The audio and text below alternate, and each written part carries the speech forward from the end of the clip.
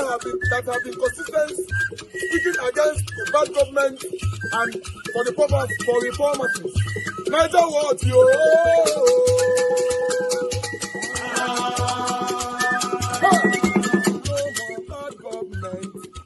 No more bad government. Niger what? No more bad government. Niger what? No more bad government. The only media that have been speaking. No more bad government. The voice of the voiceless. No more bad government.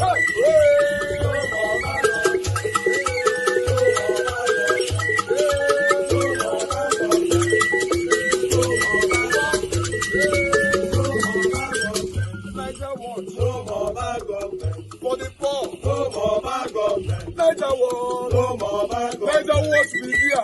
No more bad government. No more bad government. No more bad government. In Nigeria, no more bad government. No more bad government. No more bad government. The only media, the number one media in Nigeria, no more bad government. That have been speaking against government. No more bad government. Niger what? No more bad government.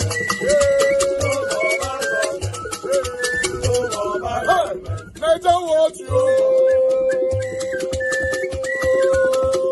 The voice of the voiceless. The voice of the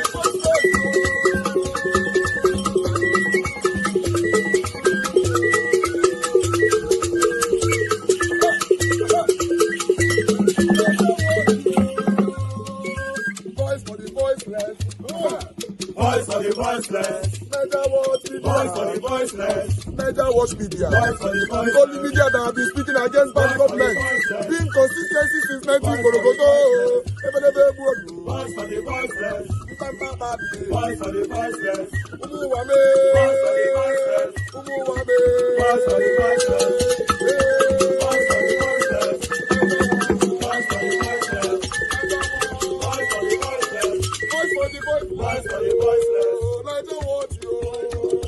We have been seeing all you guys have been doing, and we recommending to everyone in Nigeria, saying that you guys are the number one. Niger what you.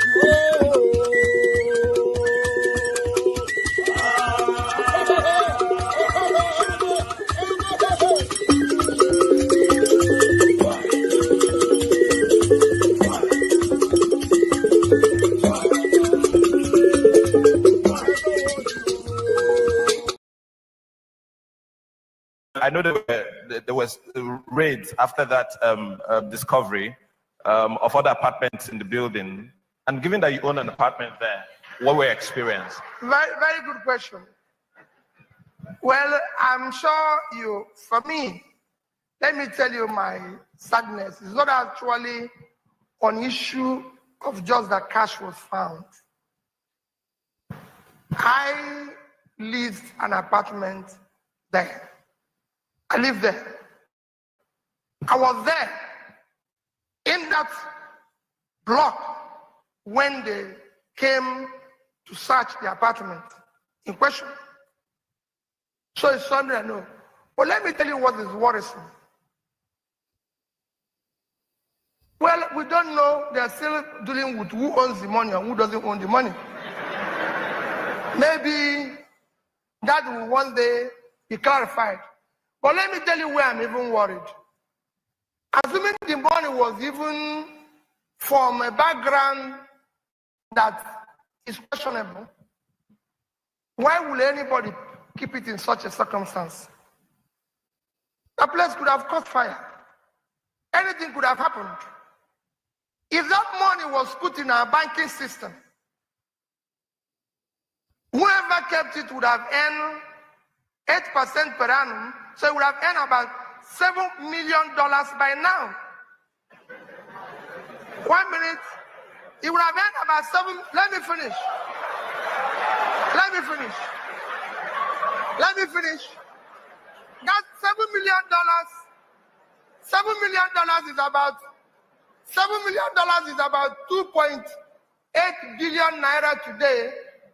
That is the amount I spent for secondary school, the entire secondary schools in Anambra State for the year. If we had decided to be generous, and decided to give each graduate 1 million, they would have shared it to 2,800 graduates, out of which 2,000 would have been successful. I can go on and tell you what that money will do. A bank that is keeping the money would have made 7% because they would have given it to a business at 15%, make 7%, which means the bank will keep going, and the business that they loaned it to will keep going. That is the economy. But that money was kept in a place where, oh.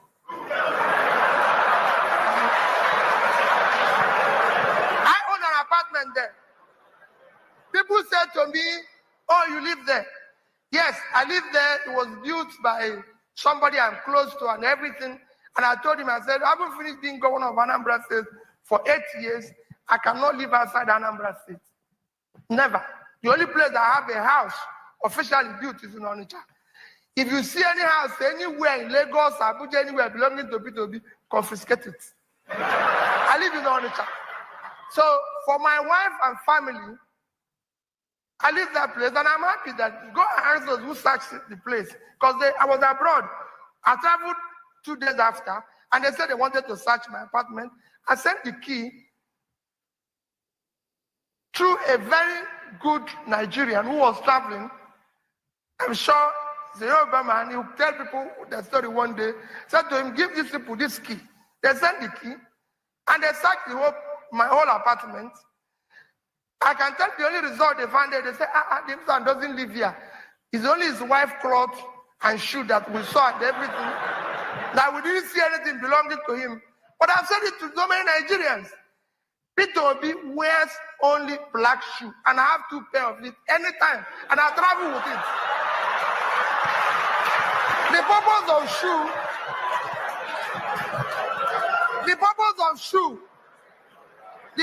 shoe is to protect the leg from being hot. Nothing else. So that people are wearing one. They go and buy $200 one, $300. It's a waste of time. I buy this from Marks and Spencer. $49.99. Finish. It's a shoe.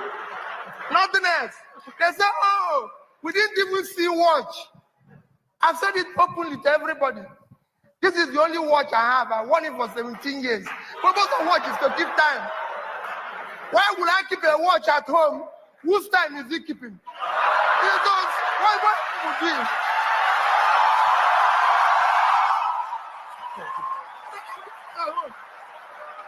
So, I leave the place. I want you to go and check my background. I'm not a poor person. Before I became governor, all of you can go and check my background, who I was before I became governor. Before I went into public life, I'm a very rich person. However, I have allergy for money being wrongly spent. That is why I go to schools. Every month, go and check the record till date. I visited at least 5 secondary schools all over Nigeria. The last visit was in Sokoto, and I give each at least 1 million naira. That is for me expenditure. Not to use it to buy watch that I keep at home, keeping time that nobody uses. It doesn't make sense to me. Thank you very much. So, the apartment is yes, but I'm appealing to Nigerians that is not a way to keep money. If you heard that a governor once had a governor's aide, once had about 200 million naira cash in his car, that the governor said he should go and deliver it somewhere. And then the governor claimed that it was for contract. And they caught the person. That would you still support that kind of governor? The person said, now the people that whether they ruin this country, they'll be that. Why will I support such a person? And I said that person is Peter Obi. Google it. That person is Peter Obi. But you don't know about that because you choose to be blind by your followership. I said every this time. This is true and can be confirmed. Google it. Is no. I said there was a governor who once supported another candidate that wanted to become a godfather until his person fought against him. And the person came out to say that he was demanding for 7.5 billion naira from him for the money he used to support him. And he said, now those APC governor. And I said, that's Peter Obi. That was what Obiano said. And once it is the person they support, automatically it becomes a lie. But when it is another person, it is the truth. It doesn't work that way. The truth is not selective. I still maintain that I do not have problem with Obiano.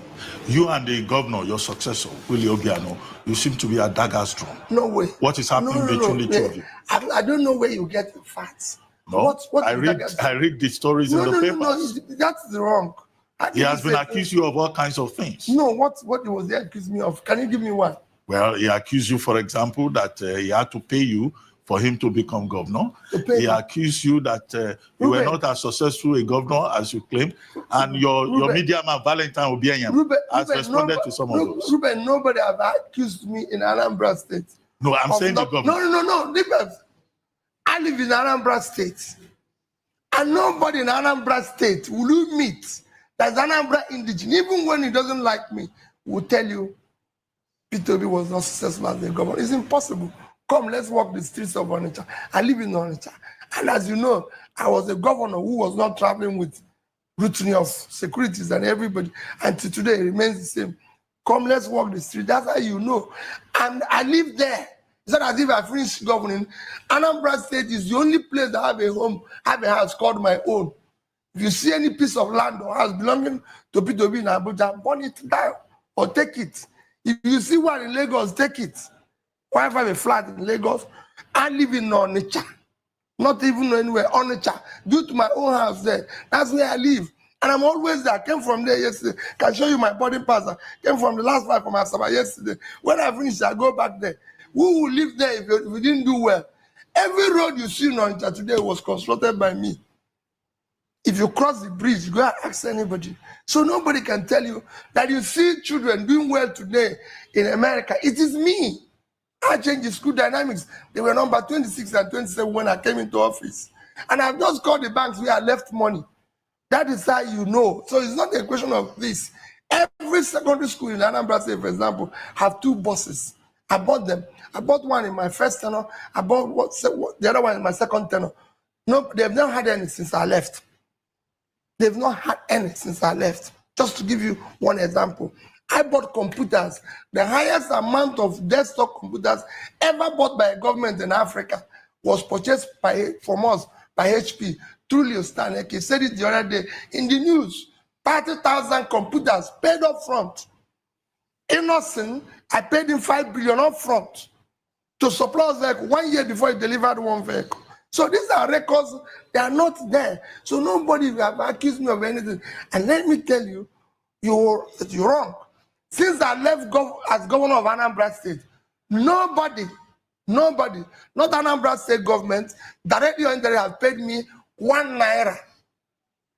I've not received any Why? form. Are you not entitled to pension? I don't know, but I'm saying I've not received anything. When people were bringing us of laws to say, governor, this, governor, I told them, when I live here, I live here. Never received 1 naira. I want you to put it on record and make that. But you still haven't answered my question. Yes. What's the relationship between you and Governor Willie Obiano? We have a good relationship. He's the governor. He's elected to focus on to serve for the people. Not my relationship with him is irrelevant. He's elected. You see, this is where I will get it wrong. You must focus on what you elected, Ruben. When I was in office, I can tell you, I and most of the elites are not in good terms. But I wasn't elected. You have seen me say it every day. Even my own wife comes back and says, I met Ruben, I met this man, he's not happy with you. I said to her, listen, I don't see people struggling to build business. Corruption kills professionalism. Why am I going to work hard to MPhD, research to be a professor? Because what I told you now, for a professor, is double the salary, 400,000. If he's paid, why would I struggle to be a professor? For 4 years, without spending your money, you earn 20 million as a professor. 1 month's salary of National Assembly member is 21 million. Why do you want to be a professor? So corruption kills enterprise, kills professionalism. So would you advise the president to do what he has done to the Supreme Court by increasing by 300% all university professors? I'm going to, for me as president, we're going to dismantle this criminality. Everybody has to come at the same level and we discuss the future of the country. And I say it is not without kind of This is something that is verifiable. I was governor of a state. I was impeached within 6 months. You know that. Of being a governor. And what was the problem? My own office as governor, there was a budget to renovate my office, was 298 million. I spent 42,300,000. That was my number one offense. Number two offense was that in my lodge, where I lived as governor, the entire budget, it was also burned because they had a crisis before I came in. The budget to renovate the office was 486 million. I spent 81 million in doing everything. The third offense was that I was saving money. Shut down the office of First Lady. Because they had more money than some of my ministries. I said, hey, wait a minute. What is this? Nobody voted this woman. It's my wife. We love her. We live in the same house. But he didn't campaign. Nobody voted for her. He should have had her own convoy, even with ambulance and everything, creating additional confusion that was not supposed to exist. We shut it down.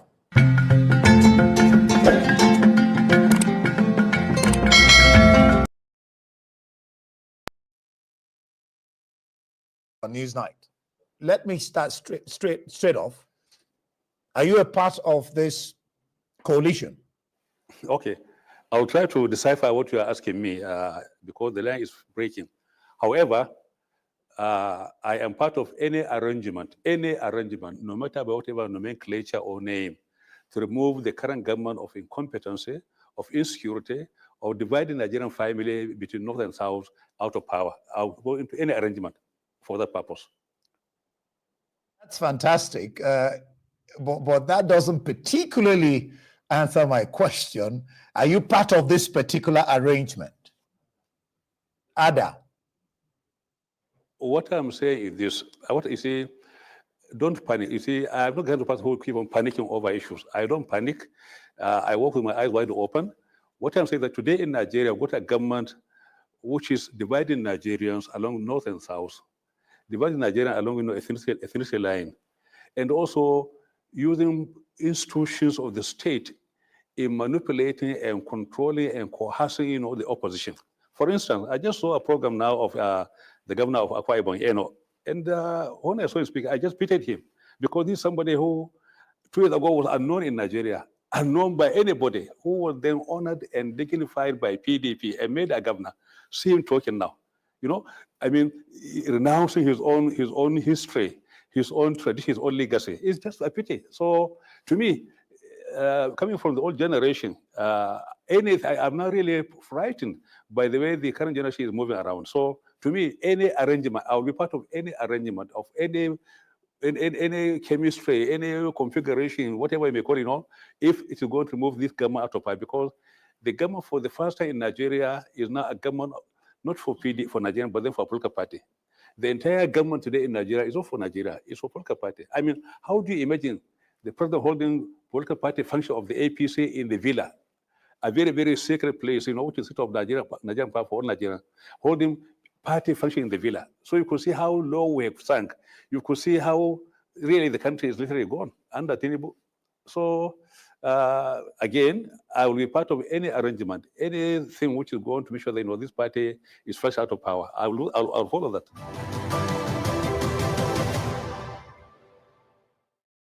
Right, glad to have you back. You're still watching News Now with me, India Mogon. We're still discussing with the former Jigawa State Governor, Sule Lamido. Glad to have you. I'm sure you can hear clearly now. The question is, or was, Tinubu's benchmarking of his contributions to democracy and fighting militocracy, considering what you are witnessing now.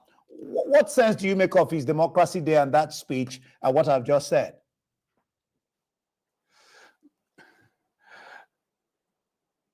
Okay. You see, I feel highly entertained by Tinubu's rhetorics, the way he's dramatizing his own role, in Nigerian democracy. Luckily, we're all alive. Please go. Luckily, we're all alive. were all there, were all, you know, participants in that particular, you know, sphere of political activity. So I was in the middle of it. Tinubu became relevant and noticeable after Abacha took over government. Before then, he was the Senate, was the secretary of the party. And with all respect to him, you see, he was part of those people who were supporting Babangida's annulment of June 12th. He was part of it. His own mother, Haja Mogaji from Lagos, was organizing Lagos marching women to come to Abuja to pledge, you know, support for Babangida. I'm saying this because it's simply history. I mean no harm. I mean, don't mean to embarrass him. But then you see, he was actively handing gloves to Babangida. Now, when Babangida saw the fact that, you know, he was having a problem with the party, he went to the National Assembly to address them. One infamous speech was, you know, they are trying to incite you. It is you they are against. You know, Tinubu was there, and the IU became very, very firm and straight, you know, on the issue of June 12th. He called a meeting, then being the only senior elected person in government at that time, as Senate President, he convened a meeting in Edo, in Benin. We went there with the governor, where we went there and reaffirmed our commitment to June 12th. All right? Babangida was so angry with IU. He only came, but he removed him and put in a better arrow. A better arrow, you know, he put him there so they, you know, so that they can be aligned to Babangida, you know, political kind of machinations. So when Tinubu today, after being a Nigerian president, decided to rewrite history, well, trying to maybe deconstruct history and then rewrite it, then it is a very, very amusing because he was part of the Babangida support of June 12th. He was part of it. Now, it was only when Abacha took over government that Tinubu then became our so-called activist of June 12th. Not only him, you know, all those who are talking about June 12th in Nadeko, I mean no harm, I mean no disrespect. I'm simply saying what happened during that time. All of them, those people in Nadeko, where were they on June 11th? They had no part in June 12th. They are not part of June 12th campaign.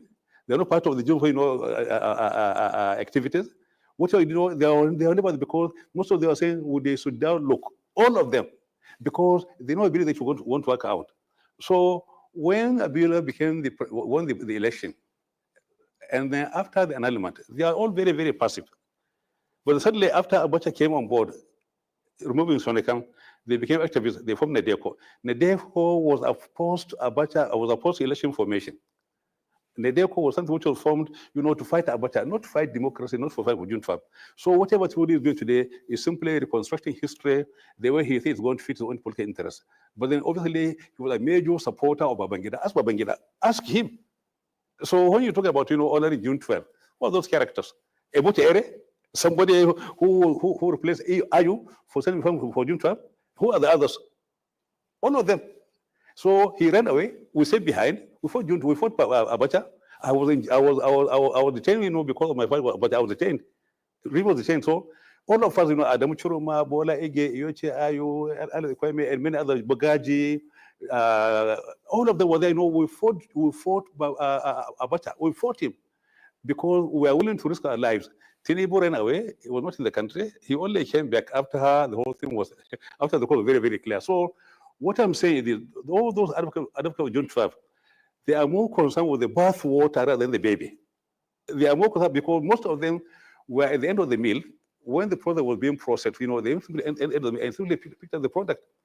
The process which produced the product, they are not there. They're not part of it. They only pick the product. And today it's not about the victor, but it's about the victory more than anything else. So we make this kind of distinction. The difference between the victory and the victor. The Nadeko were more concerned with the victory than the victor. As far as they are concerned, in the bathwater they are trying to use, they are trying to hang on to their own kind of riding on top to reinvent, you know, history in Nigeria. Otherwise, you know, I feel embarrassed for the president for the way he's talking. Honestly, ask anybody. Go ask anybody. We're all there. Ask Ayu, ask Gerigana.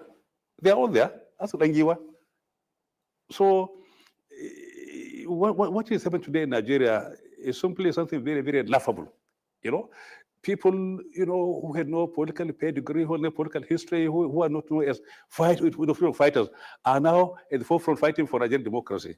It's so laughable. There. I had you talk about Omoeno, and you said you were laughing when he was speaking. if I remember correctly, corrects me, there was a time in the nation that you, along with some other governors of the PDP, switched camp. Isn't that the same thing that Omoyeno and people like Obero Wari is doing now? Maybe you're too young to understand history, maybe, but then go into history. You know, the crisis in PDP in 2014 was purely internal. We were working against what was happening in the party under Babangida and Jonathan. That, you know, let's run the party based on rules and regulations. We should not create any depression for anybody to take advantage. So we are fighting for internal democracy in the PDP. But then at that time, the APC was being formed, and they tried to use the crisis in PDP to leverage our support. And I said, no, look, we are fighting within our party to install more internal democracy. However, if we, the governors, some of us, you know, if you feel that you want to leave the party and join APC, fair enough, do what we did in 1983. In 1983, when there was crisis in PRP, and we left the PRP to join MPP to run for elected officers, I resigned from the House of Reps. I resigned because I said, look, there is no way I can use the fortune of PRP, which produced me, because at the election of PRP, nobody knew Lamido, nobody knew Abakademi, were unknown and, you know, unnoticed. It was the PRP and Mala Aminu Kano, you know, character and history which was being elected. So if we are going to leave his own party, it's only if we surrender to him, we relinquish everything about PDP and go and find our fortune in another political party. That's what we did. So we left, I ran from the House of Reps. I came and met Rimi, and Rimi too resigned from office as a governor of the state because there's something called character in us, something called principles. But today, you know, so that's why I say, in 2014, I say, look, all those governors now, if we are going to leave the PDP, let's now resign our offices and then go and find our fortune somewhere in the APC.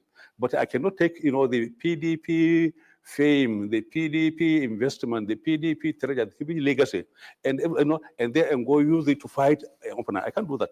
So that's why. So really, in 2014, we were simply fighting for internal democracy.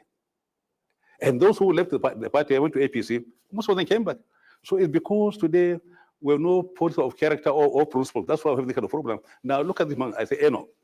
He was, I mean, who knew him before now? Nobody knew him. Nobody knew him. So today, people are using, you know, public office to promote their own ephemeral interests. Public office. I just saw we can also talk in there, you know, with their programs, paying money to sponsor his own program. And I look at the way, and I just love, you know, the way he was talking, he was posing, you know, in the office talking.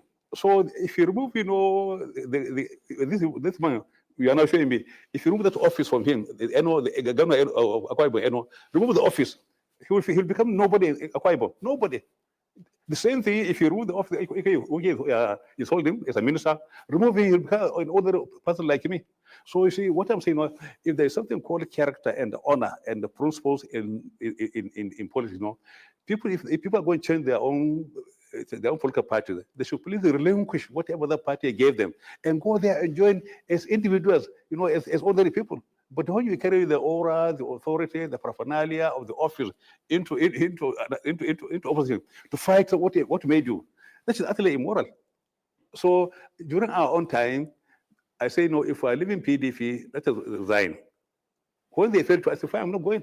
I'm willing to resign as a governor, just say, no, if I'm going to join APC, I wasn't willing. But then my colleagues say, no, they will not resign.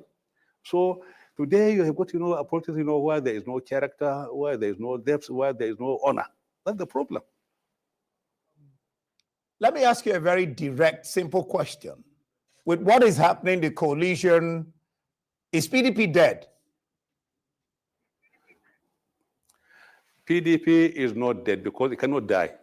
PDP is the APC. Look at, are you saying Akwabi is dead? Is he dead? Isn't he PDP? This man they are calling Eno, isn't he PDP? Is he dead? So look, there is no APC minus PDP. We are not dead. We're everywhere. That's why, you know, people are coming to us. That's why they are doing us. In the entire APC, it's only Adam Shimole and Tinubu who are APC. All others were all PDP. I mean, Adam was Chamo, was ADP, was PDP, Ganduje.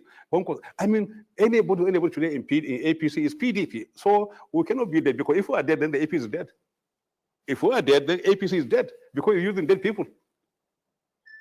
Well, your analogy seems to be flawed, because as far as I know, and Nigerians know, the Senate president is in APC, and they welcome Governor Ono to APC. But let me just ask you this question. In 2023, you voted for a northern candidate. Another candidate, Atiku, when it was, the issue was southern, the pendulum. No. With all respect to you, please, with all respect, don't bring dichotomy of North and South into my politics. You know me very well. I don't believe in North or South. I believe in Nigeria, because Nigeria has given me everything. So when I was voting in 2023, I was voting my candidate called PDP. I was voting for PDP, not for Atiku. PDP, the Nigerian party, PDP, which has put a candidate, not because I'm voting a Southern or Northern, no. Go to my history. I voted Azukwe in 1983. I voted Aviola against Topa. So I've been consistent. It is you who is simply using today's, maybe temperature to judge yesterday, who is making the comment say, your logic is flawed, your argument is flawed, not mine. Okay. Now, some people are saying their argument is that the formation of ADA, All Democratic Alliance, that the party, the time it's coming is too short to sensitize, mobilize, and give APC a run for its money. Do you think so? You see, first, why are we coming to alliance? It's very important, no? Because there was alliance in 2014, which produced Buhari. Was Nigeria better off in that alliance? The same alliance produced Tinubu. Are we better off? So to me, alliance should be based on some issues, about the country, its security, its unity, and its prosperity. When we talk about the issues, then you can talk about, election. To me, whatever we do should be done through Nigeria, not through a candidate. Nigeria should be run through Nigeria. Any candidate who wants to run should run through Nigeria. We should not have a candidate who put Nigeria behind and lead Nigeria. No. So to me, the coalition I'm talking about is not similar to that we had in 2014. A coalition of anger, a coalition of revenge, a coalition of hatred, a coalition of nothing but ambition. That's what we had in 2014, and that's why the country never gained out of it, because the entire country was left behind, and the ephemeral took over. The interest, the emotion, the vengeance, the revenge, the hatred, and they took over. So what I'm saying, we are going to coalition now, but then the coalition should be based on some issues which the APC have brought on board. Issues which you are used in 2014, but then which we failed, which were failed. Therefore, the issues first of national unity is very, very important, because today Tinubu is using his own office to divide the North and the South.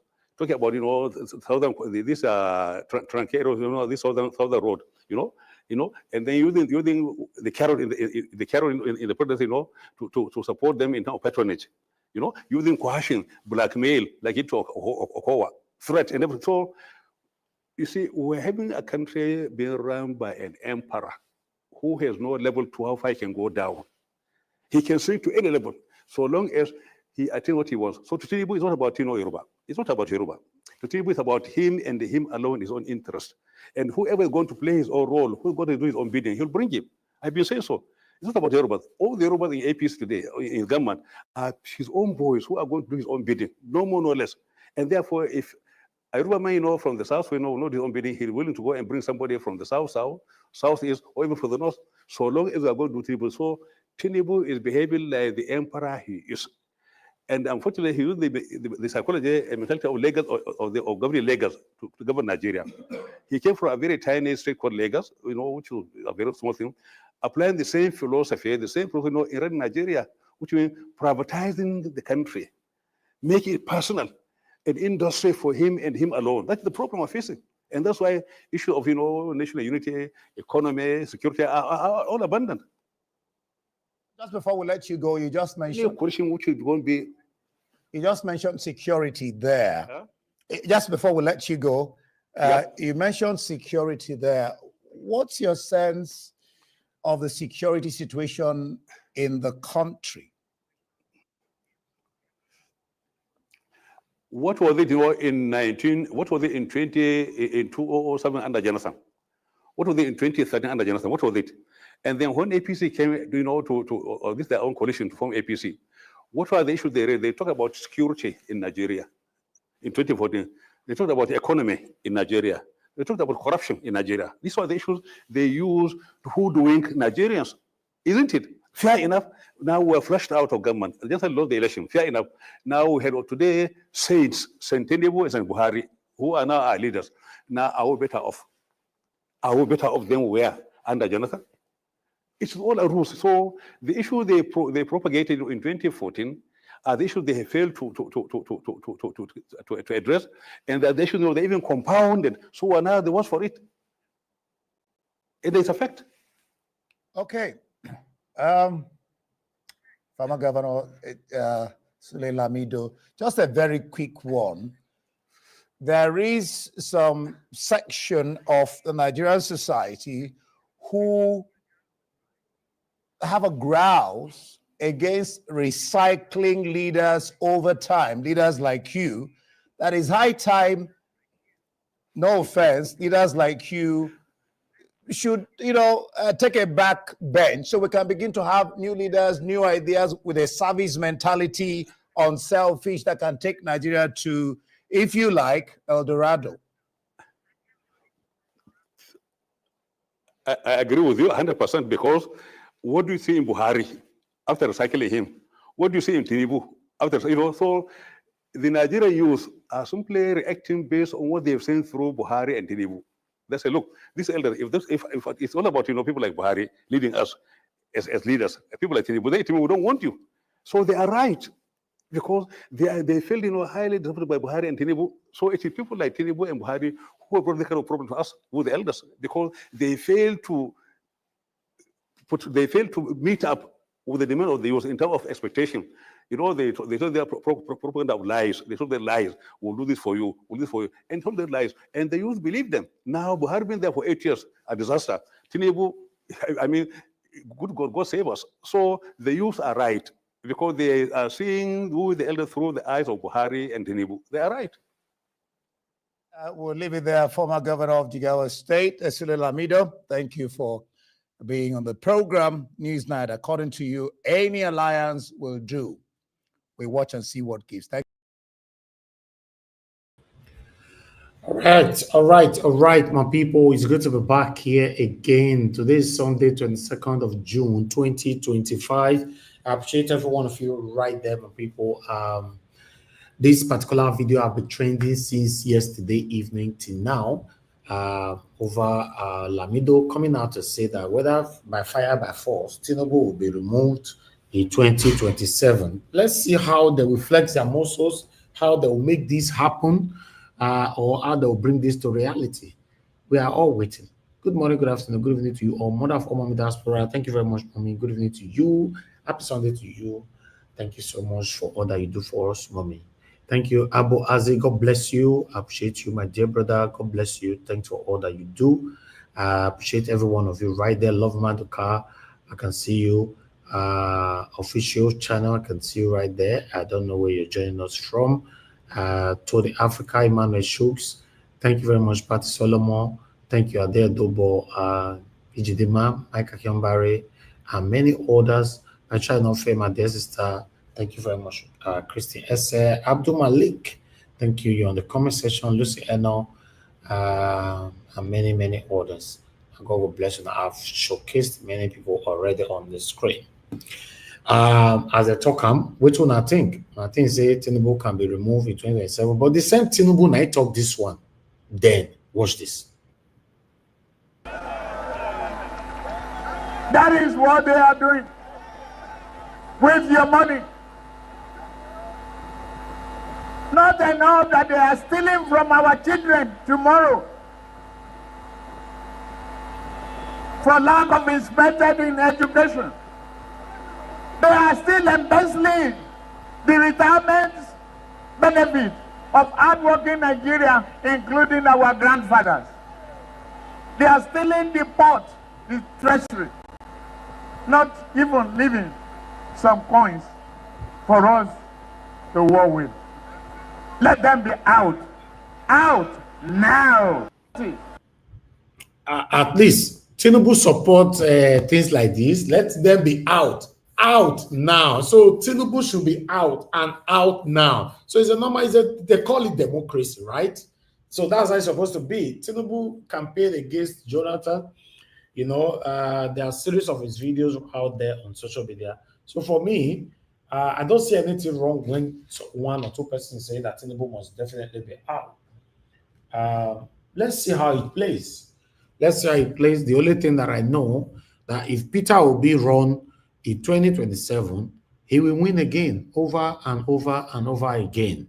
My only concern, my strong concern, if these people will let him rule. That's what I'm looking. I don't know how prepared is are Nigerians, how prepared is Peter Obi. Yeah, that's the only two things I can say. I can't say how prepared is judiciary or or INEC, electoral or bodies and all that. No, those people can never ever be trusted. But how prepared are Nigerians and Peter Obi and his people? That's it.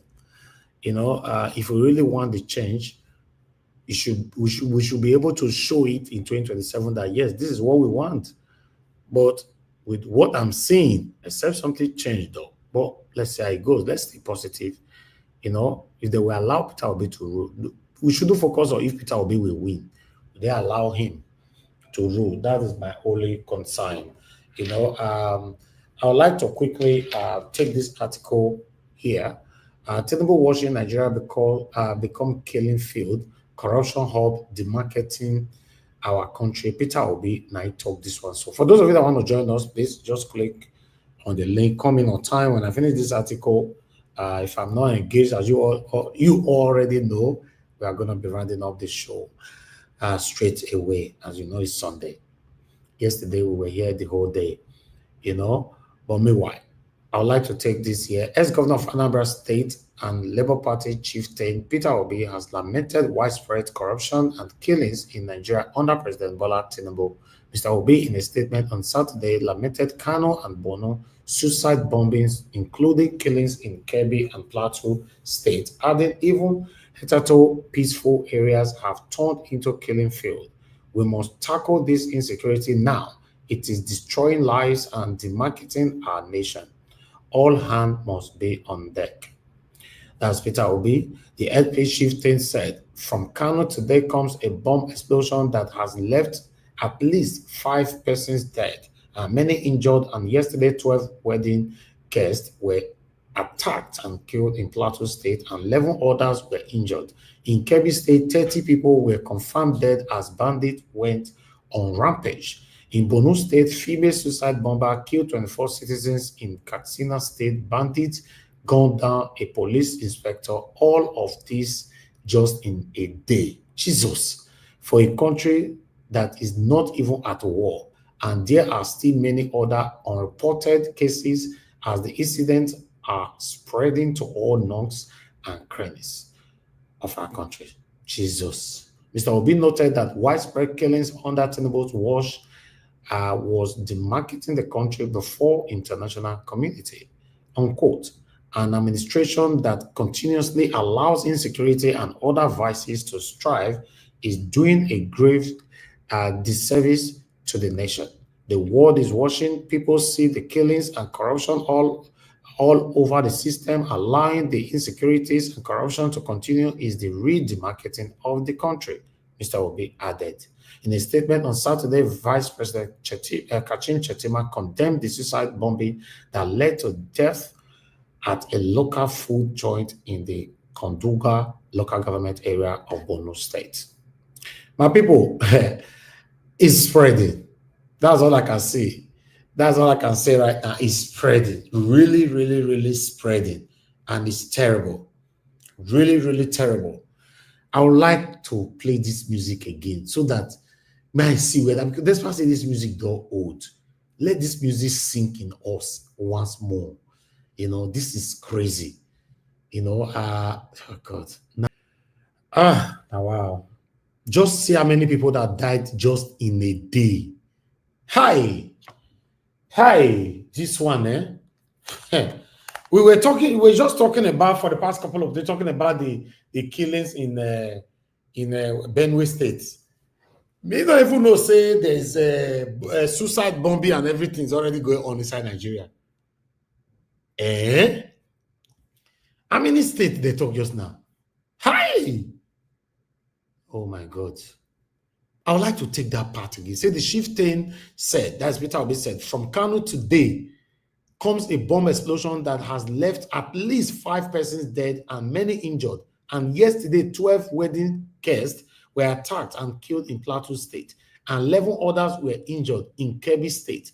30 people were confirmed dead as bandits went on rampage in Borno State. How many states? There not be TV. A female suicide bomber killed 24 citizens in Katsina State. That's 4. Bandit gunned down a police inspector. All of this just in one day.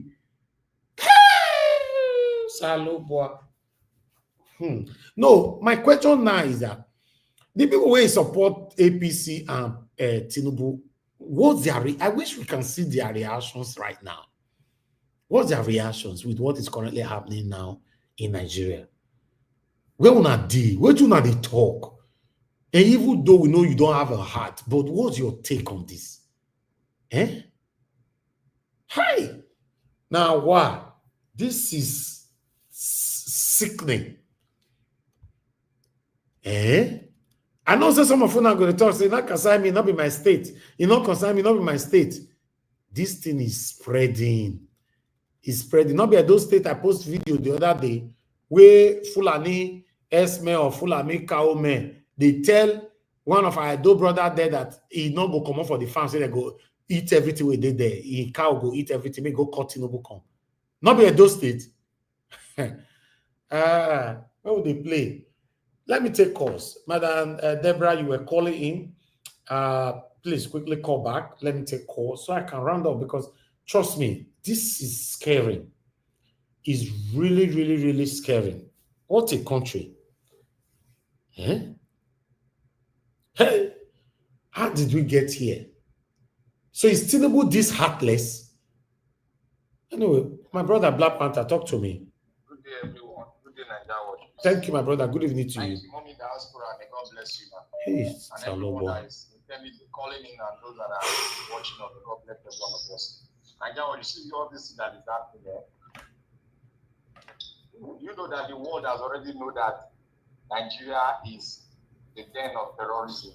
Of course. I was watching a rally in London where the people were talking about the jihadis and Islam, how do they call them? All these Islamic people trying to Islamatize the country, trying to force their religion into people. Nigeria was number 3 in terms of death. Mm-hmm. How the Islamic phobia is killing the Christian. They mentioned it in the rally in London. They did the rally in London and they mentioned Nigeria is number 3.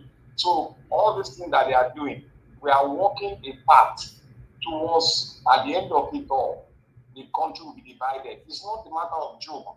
It's not a matter of when it will be. It will be separated. Because by the time you separate it, all this agitation of Islamization, they will now have their Islamization and they will have their northern Nigeria. Let them politicize it. Let them continue to kill it. Let them continue to say that population is 1 billion. We don't care. As long as we divide the country to north and south, we'll build a big fence and all the bridges will be broken so that they don't have contact with us anymore. That is what we're going to do, and that's what's going to happen. There's no going back on this issue. If you want to notice all these positions you are seeing with the one that spoke now, that one that is corrupt is still speaking. Let him speak. They are all the same thing. We don't need them again. We don't want them again. We want to go our separate way. That is our focus. That is our mindset. No, Black Panther, let me ask you a question. Before you go, do you think these killings are just political? They are political. That is how they operate. They put fear into everyone. They even put fear into their own people in the north so that they can be able to bow before them. They want to install the process which they have in Iran, where you have one emir and we stand as the Shiite of the entire country. They will not be dictating what's going on. They will have a prime minister. They want to install the Sultan of Sokoto to head the whole thing. So that you will not bring up a prime minister that will be head. That's what they are focused on. That is how they want to picture Nigeria, the way Iran is. But we're not going to allow that. How are you going to stop it? If you say we are not going to allow that, how will you stop it? They can't look. Before, when Iran was about to be done, they needed the forces, they needed America, they needed Britain, they needed so many countries. And America made a mistake. They made a mistake by making the Muslims took over Iran. And that mistake they're about to correct now. They cannot do the same mistake all over again about Nigeria. It's not going to happen because of the killing. It's not going to happen. The records are there. More than 100 killing, 1,000 killing have been happening in the Christian side. It's not going to happen. The American president now will never allow that to happen anymore. He has said it. He has upheld it. He said if they want peace, let them have peace. If they want war, he's going to keep them. And it's not going to last 20 minutes. He's going to take them down. That is what they said. So the entire Arab world are settled for peace, with the exception of Iran and one other country, the Hutu that are in Yemen. They are the one causing the problem now, but they are going to take them down. When they take the regime down in Iran, all of them will fizz out. It will fizz out. All the companies that are sponsoring the terrorism in the Sahel, they will be fished out and they will take it. Nigeria is not going to be the one to take. Nigeria is not going to be the one that will pick them up. External forces are going to pick all of them up because the era of terrorism, the era of making one region Islamization has ended. And they are going to end it. They are going to make Iran an example to the world. That is why you see people are fighting against it. They are still killing. You can now see that Israel is fighting something, and one soul they've not brought down one civilian building. One has not been brought down. And they were comparing with what happened in Hamas. You people better get yourself. Anybody supporting all this Islamic bullshit, we will never, and my language, we will never support them and we will never give up. Nigeria is split. It's going to be an international one. It's not going to might not be of us. The international one will see the picture, and people are agitating outside Nigeria now. Let them continue. With people agitating outside Nigeria, that the country is split. Okay. Thank you. Thank you, my brother. I appreciate you. Thank you so much. Wow. All right, let's hear from Mother Deborah. This is pathetic. Mother Deborah, it's good to have you on the show. Good evening to you, ma. Talk to us. Yeah, good evening, Mr. L. Thank you. Thank you, ma. Good evening to you. Yeah, good evening to all our viewers. Mobi Diaspora, thank you for the good work you're doing. And all the commenters, you're all welcome to today's broadcast. Let me start by saying that I saw you ask Black Panther that if the killings are political. You don't need the prophet to tell you. Yes, it is political. All these things that you see that is going on, this killing, the Fulani bandit that's going on, it's political. That's the truth. You see, the problem is that these people have an agenda, and the moment they cannot get their way, this is the way they operate. It's the same thing they did during Goodluck Jonathan's regime. In order to remove Goodluck from power, they intensified kidnapping of the Chibok girls to cause more insecurity, and they said, oh, Goodluck is incompetent. I think it's the same thing that they want to do to Tinubu as well. The only thing that I'm not feeling sorry for Tinubu, to be honest with you. If anything, I'm happy that they are fighting themselves. Yes. During Goodluck Jonathan's time, I felt sorry for Goodluck because Goodluck is innocent. He wasn't a part of what happened. But you see, Tinubu himself is a part of the problem. He's the one they conspire together. You see, there's no honor among thieves. For me, I'm enjoying their fight. You see, when people come together in a way, don't forget that Tinubu himself, they are all part of what brought Buhari to power. They were all part of the people that conspired together to remove Goodluck from power. It's just that now they are both fighting themselves. So the North themselves, you know, what they are doing now is still not going to help them. Now that the North and the West, is the fight now is going to be between the North and the West. The Western people are the ones supporting, they were the ones that used to back up the North before. But now that they are fighting themselves, I'm going to see how it's going to turn out for them. And if Tinubu think the South are going to support him, then I think he has something else coming for him. You know, if maybe he thinks that because the North has him now, he wants, from the information I'm hearing, I don't know if it that the North are trying to dump him. I think he's trying to go for a Christian vice president so that he can manipulate the Southerners to say, okay, now I pick the Christian vice president, let us support him. These are all manipulation, and I hope that people will not fall for it. That is exactly the game that he's trying to play now by dumping Shetima, because he knows that the Northerners are not going to vote for him. Do you understand? So do you think that dumping Shetima is going to get another Northerner or now a Yoruba man? No.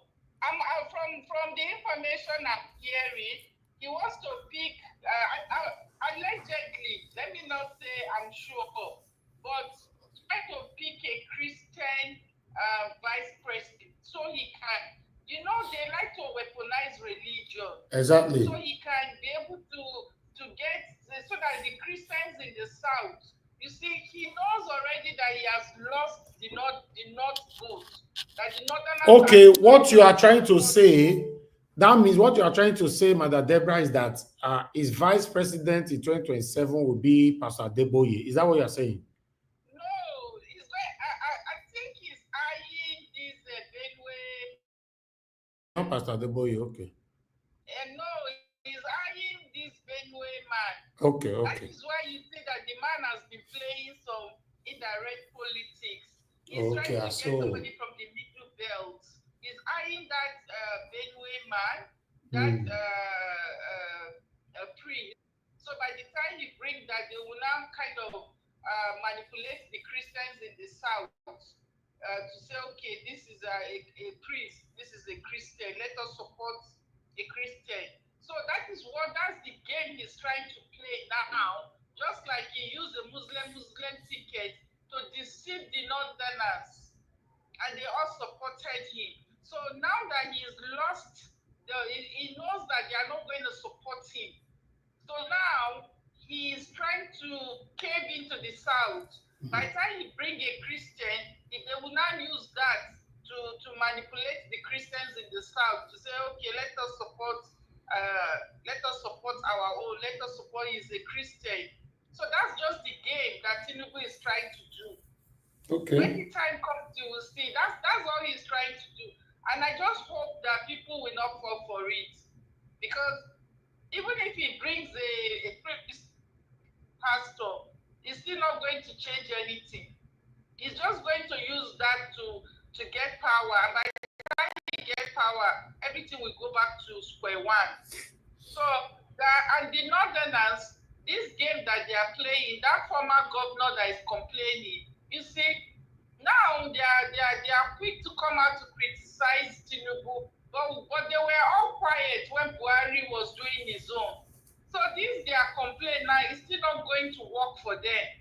If they think it's going to be easy for them to remove Tinubu like the way they did to Goodluck, it's not going to be easy for them.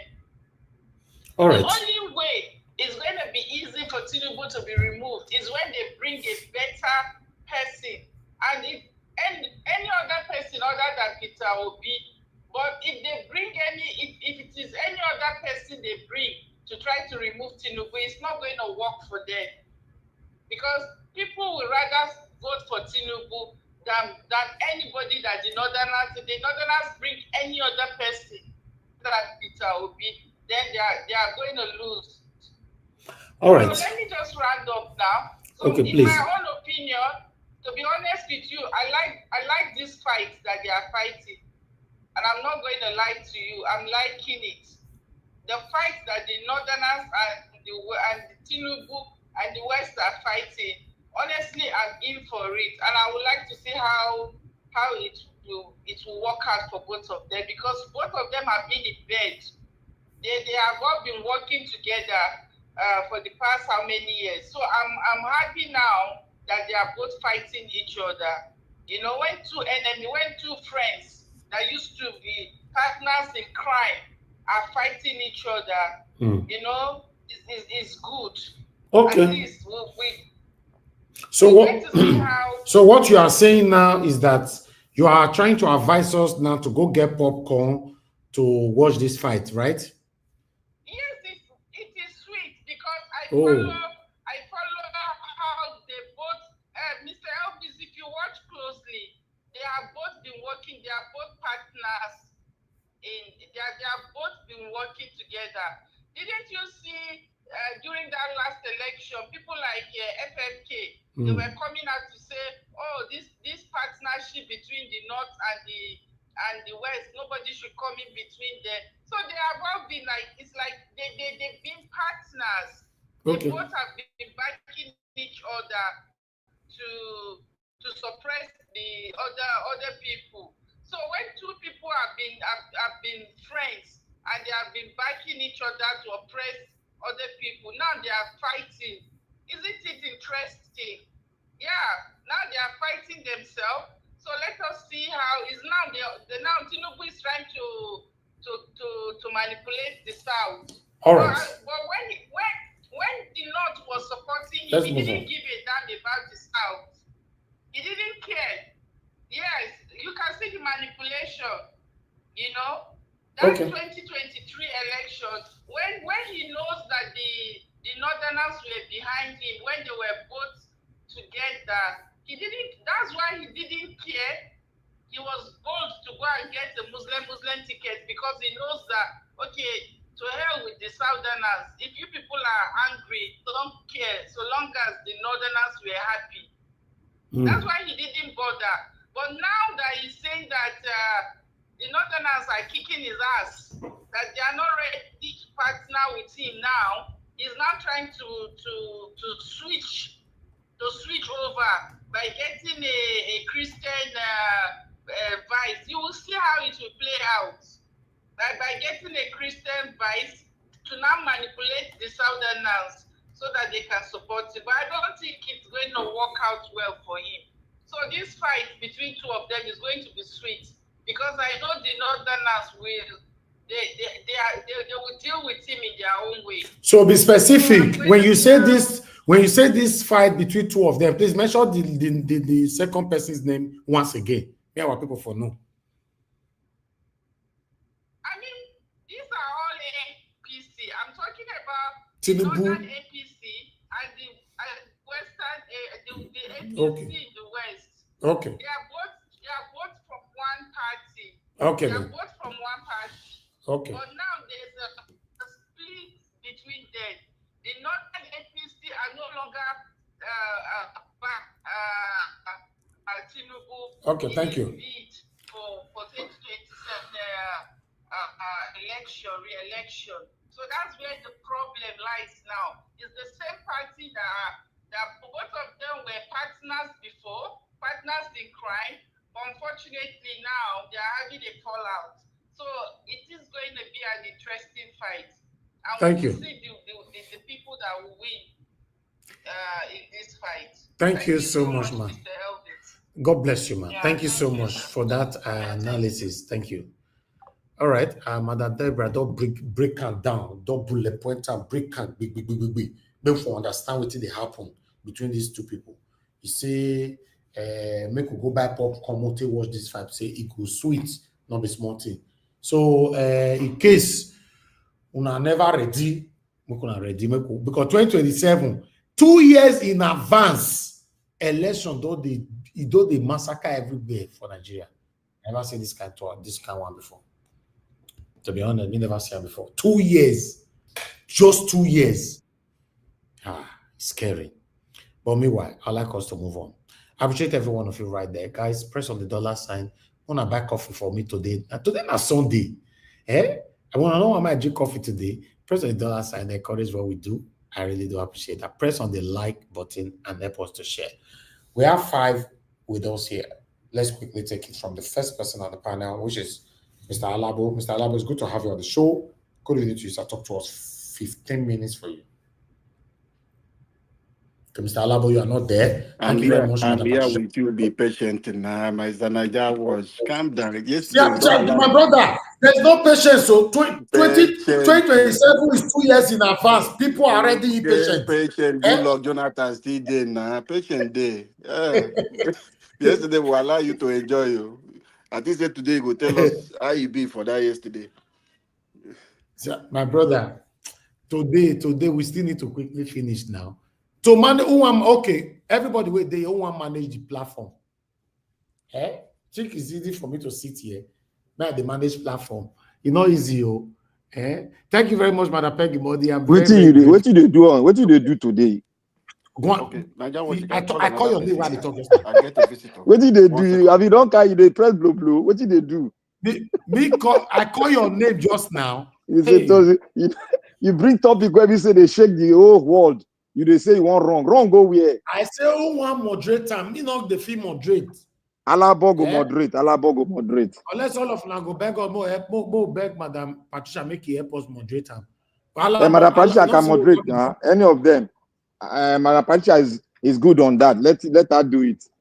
If not, now for sure I will just enter his house. Now everybody more go sleep. More lifting the book at 2027. I beg. Lamata don't tire me for this Nigeria. Lamata don't tire me. But anyway, I appreciate every one of you, my people. Mr. Alabo, talk to us.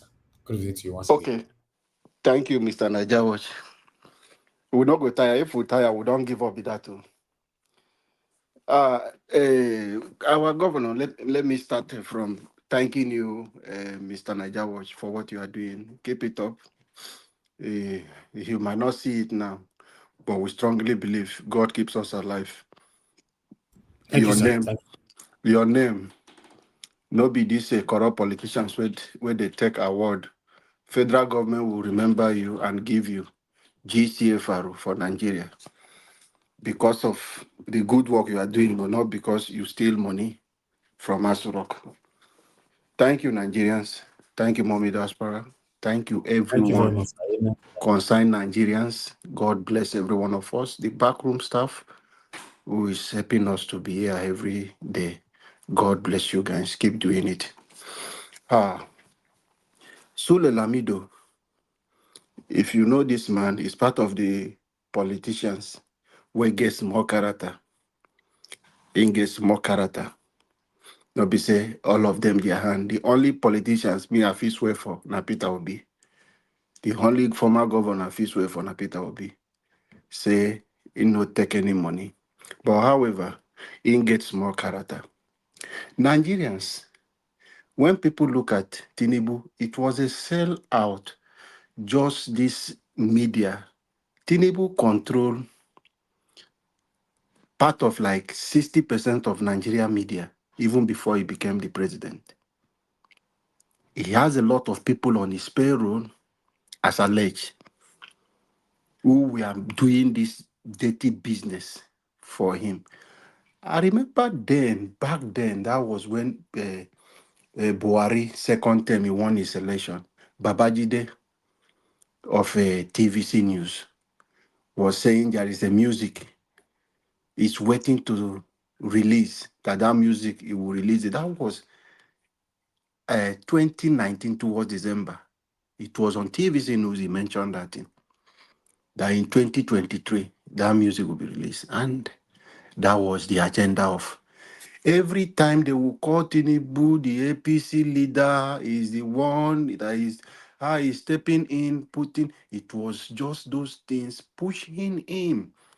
What did Tinubu do in Lagos, apart from building a corrupt institution that will be taking the tax and the resources of Lagos people under one umbrella? We don't know who is in charge of that umbrella, where the money is going in. Lagos was already developed. It was the former capital territory for Nigeria. So no much thing, this person, no much infrastructure. They say he brought tax and they just use it to sell it to Nigeria. He's a game changer. He's a Democrat. He was never a Democrat. He was a betrayer. Go and look. The other guy came out the other time and do a podcast about Tinubu business. And this young man, this man who is called his beloved friend and his business partner during the commissioning of this, whether it's 10-kilometer road that they turned and said it's 30 kilometer. You see that man, that Lebanese man, that was the same Lebanese man that was accused of laundering money for Abacha. So when Tule Lamido is coming out today to tell us that Tinubu was part of people who do not even want Abiola to become the president because of the inner things, that is why you can see his body language. Even the day Babangida was launching those books, you know them. So these people will just come to sell false narrative to Nigeria, praising these people for their agenda. It comes. Since Tinubu became president, somebody should tell me one thing, one democratic thing that Tinubu has done or encouraged. Apart from this last one, he would come out on TV to tell nobody should attack people who are criticizing him, which he is never serious. The next day he talks, the military and the police are still chasing people online. They are still arresting people illegally. Today, I saw your video about a very dark man brother crying that they should pray for his brother. The intimidation is still going on. The harassment in the political classes is still going on in Nigeria heavily as I'm talking to you. People are defecting for APC not because APC is doing good, but because they will write results for them. Because of intimidation, that is why they are defecting today. So anybody who is telling us that Tinubu is a Democrat, every state in Nigeria, what will you come and tell me, person who is from Rivers State, that Tinubu is a Democrat? Today in my state is a standstill. There is no development. Today in my state, they have gone to add on the budget, which the removed governor did already. The sole administrator went to add money. There is no infrastructure going on in River State. There is no development going on in River State.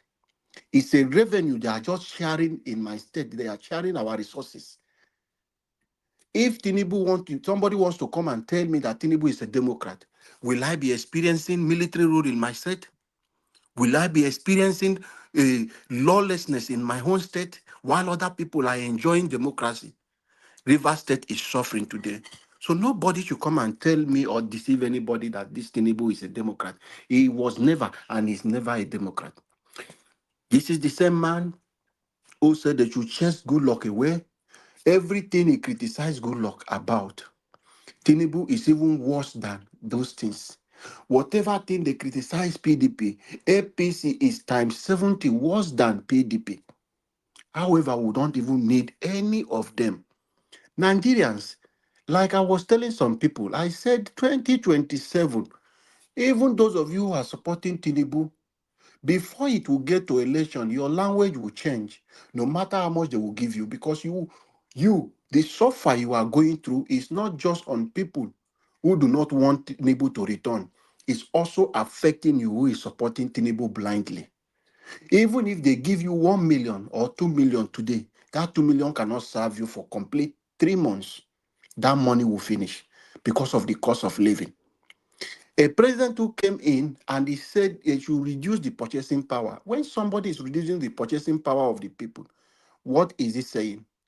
Let us increase poverty, make money scarce for them, not create job for them, not make them have access to food, not make them have access to security. So the people will be suffering, then they will come back and depend on us. We will win election, we will come and give them hope. When we will come and give them 5,000, they are ready to burn down their house, destroy their brothers because of us. That is the strategy. That is his own way. Grab it, run it with it. So he does not have any good plan and see people around him. If there is any clean person, they are all corrupt people around him. Everything about our president is questionable. His age is questionable. His state of origin is questionable. Nobody knows, apart from the adopted mother, which he mentioned, Ajawat. Nobody knows his father. Nobody knows his mother. Nobody knows his origin. Where actually did he come from in Nigeria? Nobody knows. But we know he knows how to speak Yoruba. Apart from that woman that picked him and take care of him, just the same way Atiku Abubakar. Both of them are just birds of the same feather. Nobody know who is their father, who is this. We only know their nanny, the woman that picked them and so these are the people who are struggling to be your leader. How do you think they will have empathy for the people? People who do not care about life. A man who is questionable about his character. US is said they are looking for him. They have banned him from their own country. But today he's doing business with US because he's the president of Nigeria. That is the man. If a person is being accused and is being found guilty as a drug baron, he's been found guilty, and that person, they have tagged him to be a criminal. How do you think a drug baron will have empathy on human being in life? They will not. They have sold their heart. They have sold their conscience. These people do not have conscience anymore. So a politician who will tell you, grab it, run away with it, do not have any conscience. So that is why you will see 300 people will die in a day. It doesn't seem to them, they will be putting toothpick and be eating their food and be telling you, go and make peace with your people. Because life does not matter to them. Because those things, it's all about how many lives they have done already, things they have done in their life to get to where they are. So they don't see life to be anything. That is the problem we're having. So Nigerians, we shouldn't even only look at the president. 2027 election is between the people of Nigeria and the APC government. Let us look at the National Assembly. You heard Peter Obi talking of what he wants to do, the criminal element he wants to, and the structure he wants to remove. He cannot do it if we have assemblies, national assemblies like Akpabio. They will impeach him the same way they impeach him in Anambra. And we will not have a judges that will bring him back, except Nigeria people who will block the National Assembly and say, no, this is our president. So we must look into the people that will represent us in the National Assembly, the character of people that will be there. So if Mr. Peter Obi is saying we will cut the cost of government, if you are going home with 21 million, we have to reduce it to 2 million naira. And the people of National Assembly will say, okay, let us make this sacrifice for the people of Nigeria. But if we have the assemblies of a Godswill Akpabio, them, we will not achieve that kind of thing. It will be a serious problem. Peter Obi, if you like, put Peter Obi there, it will be impossible for him to do what he will do. So let us look at the character of people that will be our House of Rep member, that will be our senator. We did it in 2023. Some of the governors, they could not return as a senators. Even a sitting governor, they lost their election. Nigerians, we can do. So we should not wait for Peter Obi to come and tell us to defend our vote. This is about a matter of life and death. It's a matter of life and death for Nigeria 2027. It is your decision. Like I will always say, Peter Obi is blessed. He is rich, even if he step out of politics today. He has money that can sustain him and his children. His business will stand there for him. His children will come to enjoy it. But you are the one that is suffering. It is you that need Peter Obi today. So it is your responsibility, not just Peter Obi. Whoever you are voting, be your governor. It should be people of character. And whoever you vote as your senator or your House of Rep, House of Assemblies member, vote and defend your vote because that is your life you are defending. Don't defend your vote because you are defending it for Peter Obi or you are waiting for Peter Obi to come and tell you, calm down, I want to use the court process. No. 2027 will end at the polling unit. You will see your result as you people are voting. Anybody who wants to come here as a thug, those are the people you have to count. You people have to count them. They are not much more than us. Put all the criminal structure of their thugs and the military who will support them. Nigerians will have over 230 million as estimated. We'll have over 230 million. So put all this criminal structure together. They are not up to 30 million. So we have over 200 million Nigerians. So which prison that the army is going to put us? Do you think they will come and do us like what happened in the Lekki toll gate? It is not possible, because 2027, all of us will come with our body camera. We will come, some set of people will be there covering things. It will be difficult for them. And we will come with our voters card and we will be ready to defend our vote. Because anybody who will come to threaten you at the police unit to tell you this is what they don't want you to do. Nigerians, our law permits you to retaliate immediately. If somebody raises hand, try to slap you, and you hit the person immediately back, there is nothing, it's self-defense. So anybody that will come at the police unit, you see them with machete, and you people have opportunity, whatever thing within that space you have, even if it is police, you see with the gun that your hand can reach to take to defend yourself, take and make sure you bring down those thugs that will come and do. When you do it like that, they will run away. Because those thugs, they are slaves in their hands. They are doing it because they have put them in those things. They have a mental health problem. So you see them struggling like that. They are not doing it with their clear eyes. So Nigerians, for us to fix our country, we must come together and forget about ethnicity and forget about religion. We must come together as one and put away these criminal structures. We can do it if all of us can come and unite together. We don't need Erufai to win election. We do not need Lamido to win election. We do not need Rotimi Amechi to win election. But we need you, the Nigerians. We can do it. Without Erufai, without Amechi, we did it in 2023. Despite that they hijack it. But this time around, we will not make that mistake again. A new Nigeria is coming, and it is possible. And together, we will win it. God bless us, and God bless Nigeria. Thank you, everyone. All right, my brother Galabo, thank you very much, sir, for that wonderful submission. God bless you. I would like to quickly, before I call up Mother Patricia, to appreciate Mr. Johnson Emmanuel. Thank you very much, sir. I appreciate you. Thanks for the wonderful super chat. And thanks, Madam Peggy Modi, once again. I'm very, very grateful. Guys, press on the like button, help us to share. Let's hear from Madam Patricia. Madam Patricia, it's good to have you on the show. Good evening to you, ma'am. Please talk to us. Good evening, Mr. Elvis. Good evening, Mom in Diaspora. Good evening to all our participants everywhere, wherever you are participating from. Good morning, good afternoon to you. The panelists, Black Panther, Mr. Odua, and Mr. Alabo. Good evening. Special thank you to you all for keeping the channel moving. I overheard when Black Panther was suggesting I man the broadcast. I would say no this time because I have other things that I was doing. So I can't do that today, but next time I might be able to do that. No, that's fine, man. I really do understand. The two of you already talking. We only have two more person left anyway, so that's fine. Thank you so much. Yes. Okay. No, I came in because of the undertone that what's her name?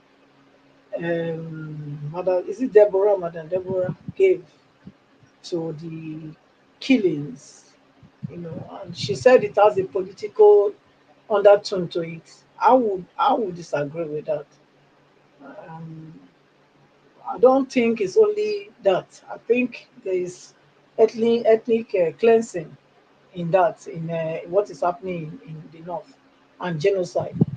This is what is happening. We should not be downplaying the the core of the situation of the matter.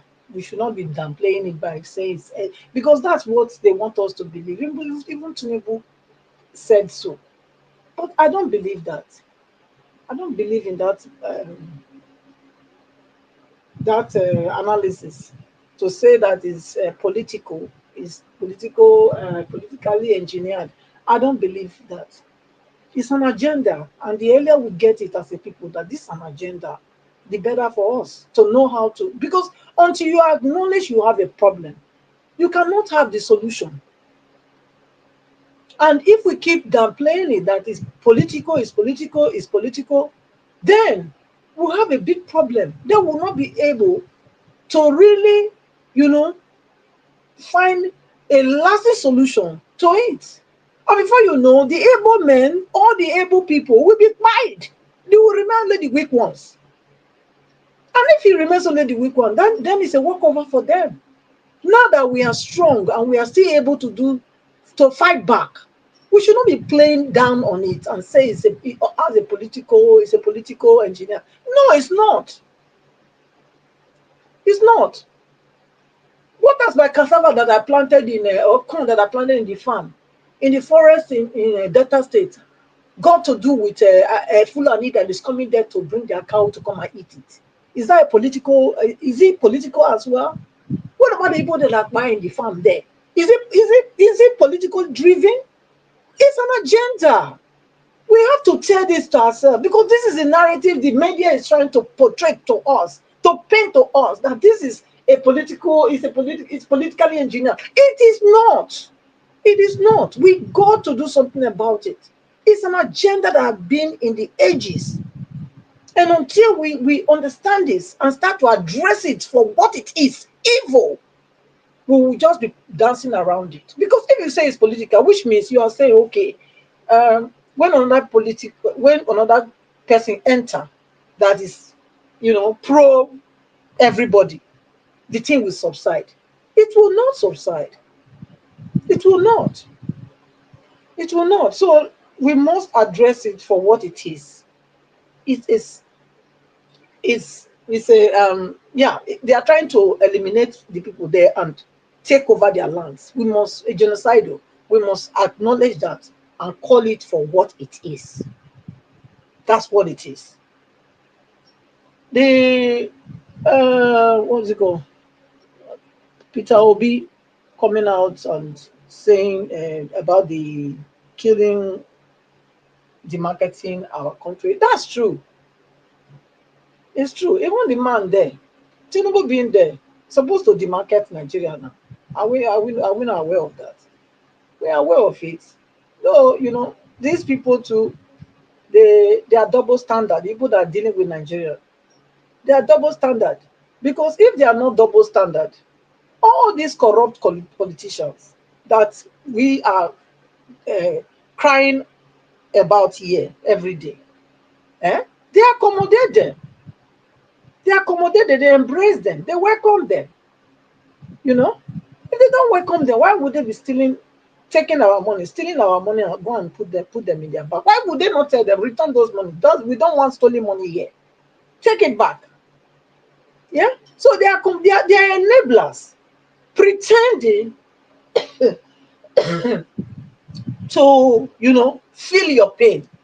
So we know them. It's not a new thing. They are demarketing us. Yes, Tinubu is demarketing us, and that is obvious. That Peter Obi will win election. There's no doubt about that. If that's the case, but my own concern, which is the biggest concern that every Nigerian should be concerned about, is whether will our vote count? Will it count? That's the thing. It's not about whether he will win. He won. For me, I know he won the 2023 election. I know. Nobody can talk me out of that. Nobody. Because I know Peter Obi won. Plain flat. He won everywhere. Not just like that. He won. They manipulated, they wrote the results that they declared. But now, the same thing is openly glaring at us again. It's about to repeat itself. Because nobody is saying anything. Okay, look at now. In Rivers the other day, they said the INEC commissioner they just elected now is this sole administrator's cousin from the same place. They are cousins. Somebody that they've elected now to supervise the commission and INEC commission in River State is from Akwa Ibom. Guess what? Not only from Akwa Ibom, is from the same state as this very sole administrator and even cousins. So what are we talking about? It's clear that this is the agenda. This is the strategy. But between North and South, if we want to say so, I think if I look at it the way they've been, the North has been treating the rest of Nigeria, I would say that if Tinubu can give it to them, yes, I would say thumbs up for Tinubu. If he can, but I'm sure he can. I'm very sure Tinubu is able to give it to them and is giving it to them. Else they have been crying. Else they are coming together now to make sure, to see to it that it doesn't succeed the next election. Because otherwise, tell me why now? Why are they coming? Why are all of them coming? They did not support the tickets. They were not happy over the Muslim ticket. They were very happy. But because he's not dancing to the tune, to their tune, the drum they said they would beat for him, he's not dancing to that drum. Now all of them, they are conniving to make sure they bring him down. If they want to bring it down because of that, me, I will support Tinubu if that's the case. If that's the case, I will support Tinubu. Yes. I will support him because why? Nigeria is not made for them alone. Nigeria is not for them alone. It's not for the North. They don't own Nigeria. They don't own Nigeria.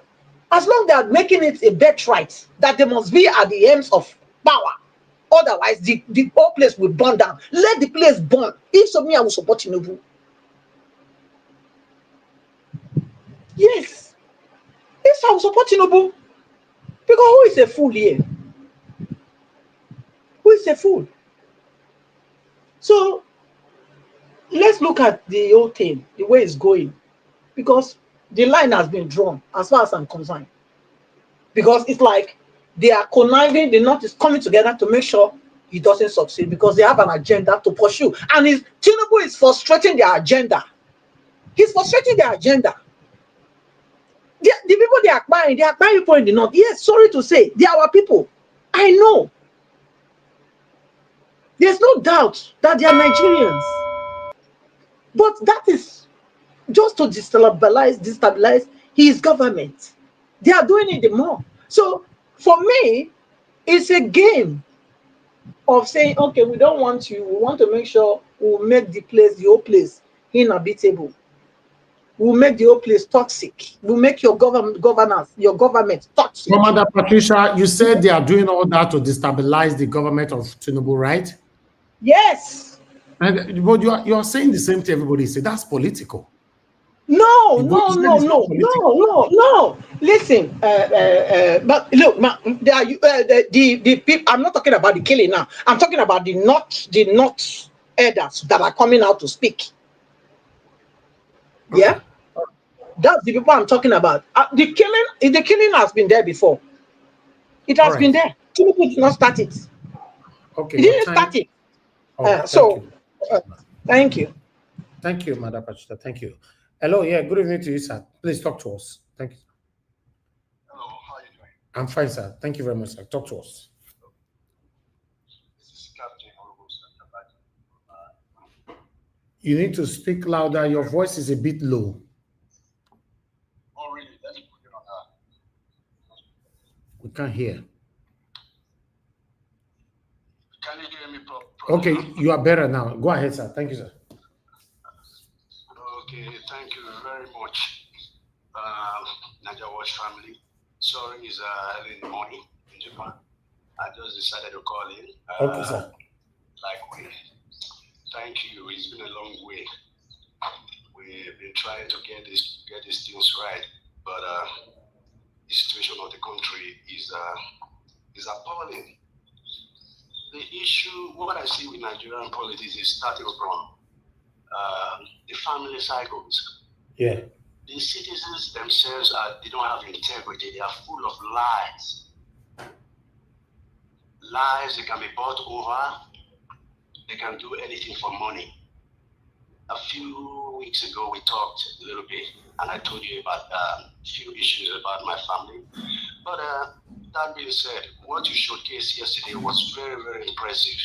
I would have be happy if Patricia Otagbajimi, if she was there, because I've been waiting for her to put what is happening in my family on the social media. She is not. The evil that she committed against my other elder sister, I want her to explain to the family, because I see that Nigeria Watch is a family, it's like a second family to me. I would send you just one email right now, and I want her to tell me what is the transaction she did with my sister that she has to pay her back $60,000. Mind you, 20 years ago when they met me with my father at the airport hotels in Lagos, I gave my sister $1,000 because Patricia Otagbajimi said she was going to take her abroad. I said, that's fine, take her abroad. But 20 years later, you are demanding for you, Patricia Otagbajimi, you are demanding for my sister to give you $60,000. You think Nigeria Watch is a place you just come and be throwing your mouth to Nigerian issues without settling the matters at home? Anyway, I'm not going to get overreact. I will send you an email if you like. You can put it on the platform and let her explain to us what is happening. Thank you very much. Thank you very much. We'll talk.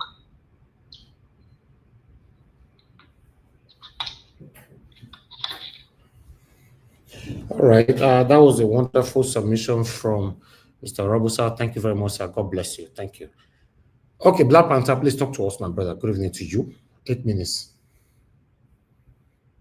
Hello. Hello, Mr. Elvis. Yes, sir. Mr. Yes, Elvis. Please, what's happening? Who is that? Who's what? Who is calling my? What do you mean? Who is what? Somebody was mentioning my name that they gave me money or whatever. Was he talking to me? I'm not sure. I don't know who he was referring to, but he mentioned. He was talking to Nigerians in general. No, he said they gave Patricia Otagbajimi $1,000 to take him. No. He was talking about generally that Nigerians have lost their senses. They just take money and start voting for, all those things. That was trying to explain. He's calling back. Hold on, Black Panther. Hello, sir. Please. Hello, hold on. I just saw somebody is calling back. Please. Okay. Hello. Hello. Hello, can you hear me? Yeah, I can hear you now, sir. Quickly, 30 seconds.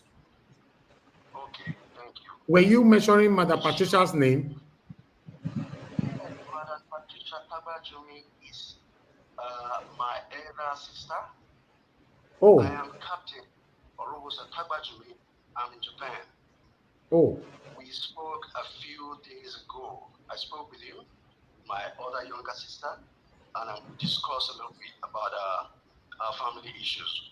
What I'm trying to say is, you must fix Nigerian problems from the family cycle, from the citizens. Oh, were you talking about Madam Patricia Otagbajimi?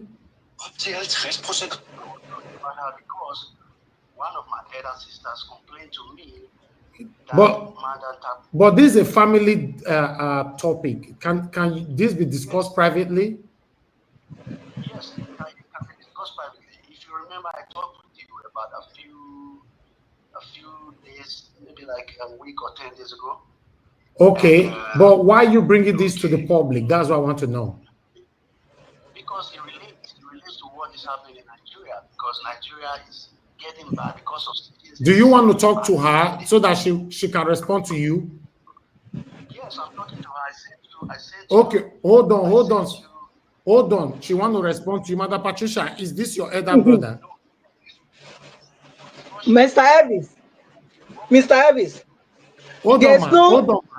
Hold on, ma. Sorry. I got you. You said before she respond, you said what, sir? That you can put up the email I forwarded to you. Then she will be able to respond appropriately. No, we are not. We are not. This broadcast is not for that now. See, satanic individuals. Okay, can she respond, sir? That's what I'm saying. You've just be talking, sir. Can she respond?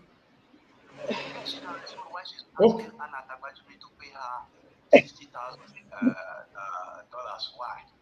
Why is what? She's hold on, sir. This whole thing is contradicting. Okay, hold on. Who is asking Madam Patricia to pay $60,000? Asking Anna Tagbajumi to pay her $60,000 for taking her abroad, and that she doesn't pay, she shouldn't come back to Nigeria. Is it? Voice notes. Yes, that's why I'm pissed off.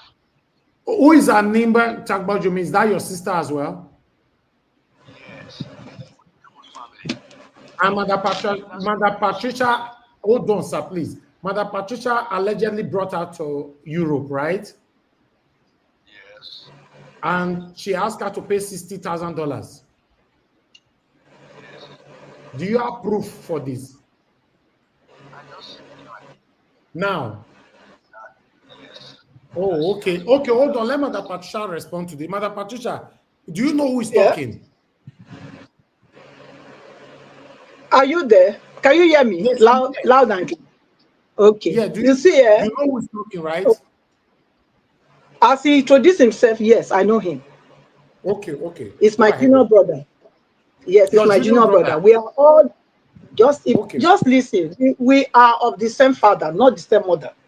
But he said he's your elder brother. Who? He's my elder brother? Oh, okay. Sorry. He said, sorry. Maybe because I'm confused here. He said he's your younger brother. Sorry. Okay. Let me give you the whole thing. You see, Mr. Elvis. Yes, ma'am. A devil, not devil. Make we just leave him there first. This person, when they talk to you, so when they come here, they do this one. So we have not seen him for over 30-something years. Are you hearing me? We've not seen him for over. Madam Patricia, please just hold on, because you people are turning this broadcast now into a family issue. I'm not the one that turned it in. He was the one that told. Hold on, madam, please hold on. The question I want to ask, we can put this in another day, is that are you aware of any person that you brought to abroad and you asked her to pay $60,000? Listen, I'm aware that I brought Anna, which is another my half sister. Okay, again, I brought her, yes, to Norway, and it was an agreement then that I borrowed the money. I borrowed the money to bring her. Me and her, we had that agreement. I borrowed the money to bring her. It was $6,000. I borrowed $6,000. So, but you asked her to pay you back $60,000. And this girl came back. She came. Everything went fine. She married everything. Okay, give me the money. Make I pay the credit card back. She refused. Patricia, Mama, please hold on. You brought somebody to abroad with $6,000, but you asked her to pay you back $60,000. No, is that true? Never. Oh, okay. Never. All my family members, they know about it. They know about this very case. Tomorrow we need to talk about this. Like I said, I didn't see this coming. I need to round up now. I will call our lawyer. Make it come talk for you. I will expose this bastard when they come here and talk. Please, man, please. Mute. I don't want to mute you. Don't do this, please. I don't like that. That's fine. Let me hello, sir. Mr. Captain Orobosa, I have not checked your email that you sent, but I remember you called over this issue, but to be honest, I didn't get everything clear. I will go through the email. When did you send the email to me, sir? I just sent you the email now. Okay. She's fine. There are voice notes of her threatening her not to come back to Nigeria. How do you think I'll be asking the... Okay, do you have the voice note? Yes, that's so voice notes from this woman. Oh, This okay. woman said she wants to go and destroy my father's grave. I just didn't want to come to the to the public to talk about it, but since she wants to go there, we will be there. Listen, Okay, all right. Okay. Do you know what, sir? Hold on, sir. Hold on. Excuse me, sir. Excuse me. I'm jumping many details right now, information because I need to round up. Yes. But what I want to do, if Madam Patricia, because I don't really like this whole thing to go into family issue. If you know your voice notice with your family members and all that, before we start playing them on air, please, this whole thing, if you can sort it out in between 24 hours before people come back here, I think Listen, Mr. Elvis, there is nothing to be ashamed about. He brought it here. He brought it here now. This is somebody that, you know, has run away from family for how long? Now he's coming here. Madam Patricia, follow Ed this way. Follow Ed this way, please. So that I go do okay. Hold on, yes, hold on, this is hold on, very okay. hold Nothing on, to be ashamed about. Madam Patricia, Agreement for agreement. Madam Patricia, hold on. Mr. Orobosa, thank you very much, sir. Not Orobosa, Obukoko. His name is Obukoko. Okay, that's fine. Whatever you call him, I know him as Mr. Orobosa. Mr. Orobosa, sir. My appellations are listen closely. I'm sorry to interrupt you. I am Captain Orobosa Time Tagbajumi. I'm an FA designated pilot. Okay. Okay, what will happen, sir? What will happen? Please, everybody should listen. I'm going to stop this conversation right now. Tomorrow, if you guys can sort yourself out, that's fine. If not, 24 hours from now. In fact, not going to be tomorrow. I don't know if I should put it tomorrow or Tuesday because I want you guys to have enough time because bringing family issue to the public is not what I actually like. You know, on Tuesday evening, sir, please get this right, Madam Patricia. I'll talk to Madam Patricia on air right now, but I'm talking to you right now. Tuesday evening, if you know you guys could not sort this out, please call into the show on Tuesday evening, and then we'll take it from there. Thank you very much, sir. Thank you, Mr. Elvis, please, I want to also say something. Please, we should really bring it on air. We should bring it on air. And I will also want him to invite the person in person.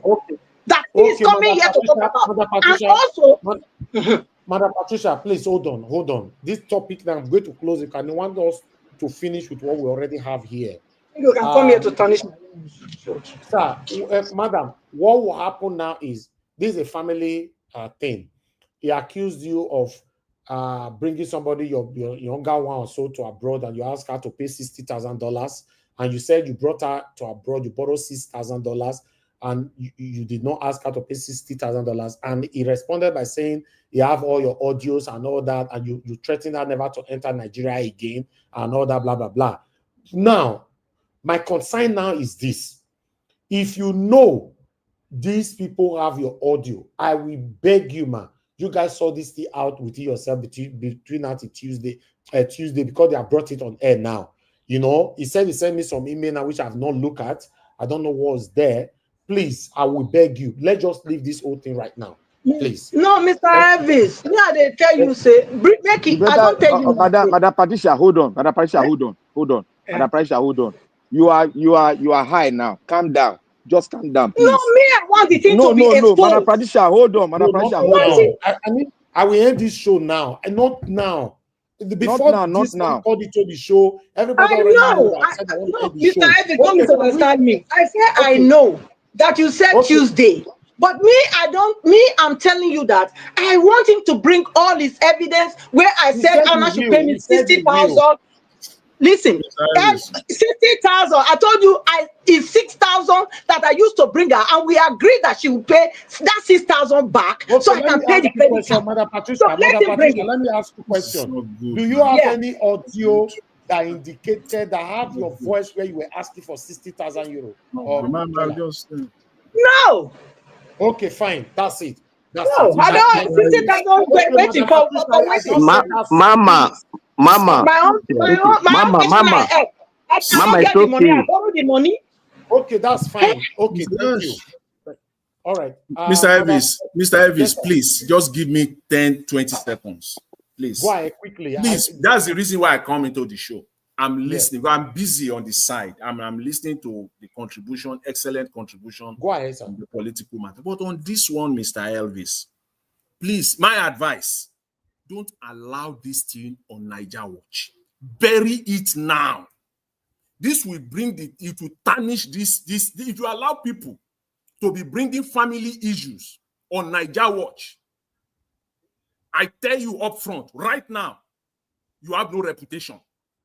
Exactly. Because the people that are coming to the show, people will begin to bring family issues, sentimental issues. A lot of people, yeah. To settle scores. So my advice, and I'm saying it loud and clear, vehemently, Mr. Elvis, stop it now, bury it now.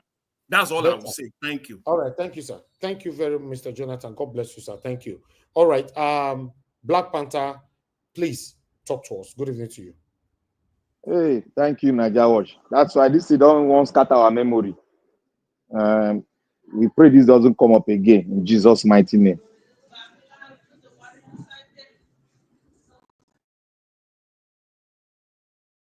Sorry. Me, I will sue Mr. Evans. You better collect his details, so because me, I go find how this one. I never see for over 35 years, 40 years for him to come and defame my name like this. You know, go free. Collect all the details because me, I will sue him. Madam Patricia, I never reached that level of defaming now. Now transaction is just a talk. Make you leave the matter like that. No go any court. Okay, Madam Patricia.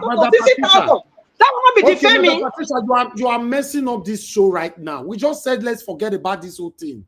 Fine, we've responded. Please, Black Panther, please go ahead. Thank you. I want to thank you, Niger Watch, for what you are doing and what you're about to do. Despite the distraction, we should keep on moving forward. Mom in diaspora, may God bless you. Thank you for what you are doing, and may you continue to be with us, because we need the elders that are on track with us, that believe in the new Nigeria, believe in a good governance in any country we find ourselves in.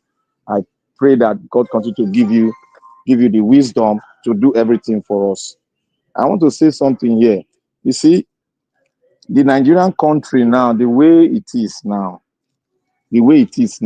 what the second caller after me when I called in, she had just opened something that I didn't want her to open up, because it's not even the right time to even open it up, because we have not gotten to that bridge where we can cross. Like I said earlier on, that Mr. Tinubu, President Tinubu, has broken that cocoon. I'll say it in broken so that people can understand it. You see where they go collect, my people, you see where they go collect power for the West. Tinubu don't go there. Go break that agreement, because the people, the Arewa group, they don't form another alliance for the back of that alliance where they get with the West before, and they go put them for the hands of the people, the flag where they carry, that flag will be a blue, white, red. They go carry that flag, and when you carry flag up, that means you have submit to that group. That is why you came out. If you want to do it secretly, they would have done it.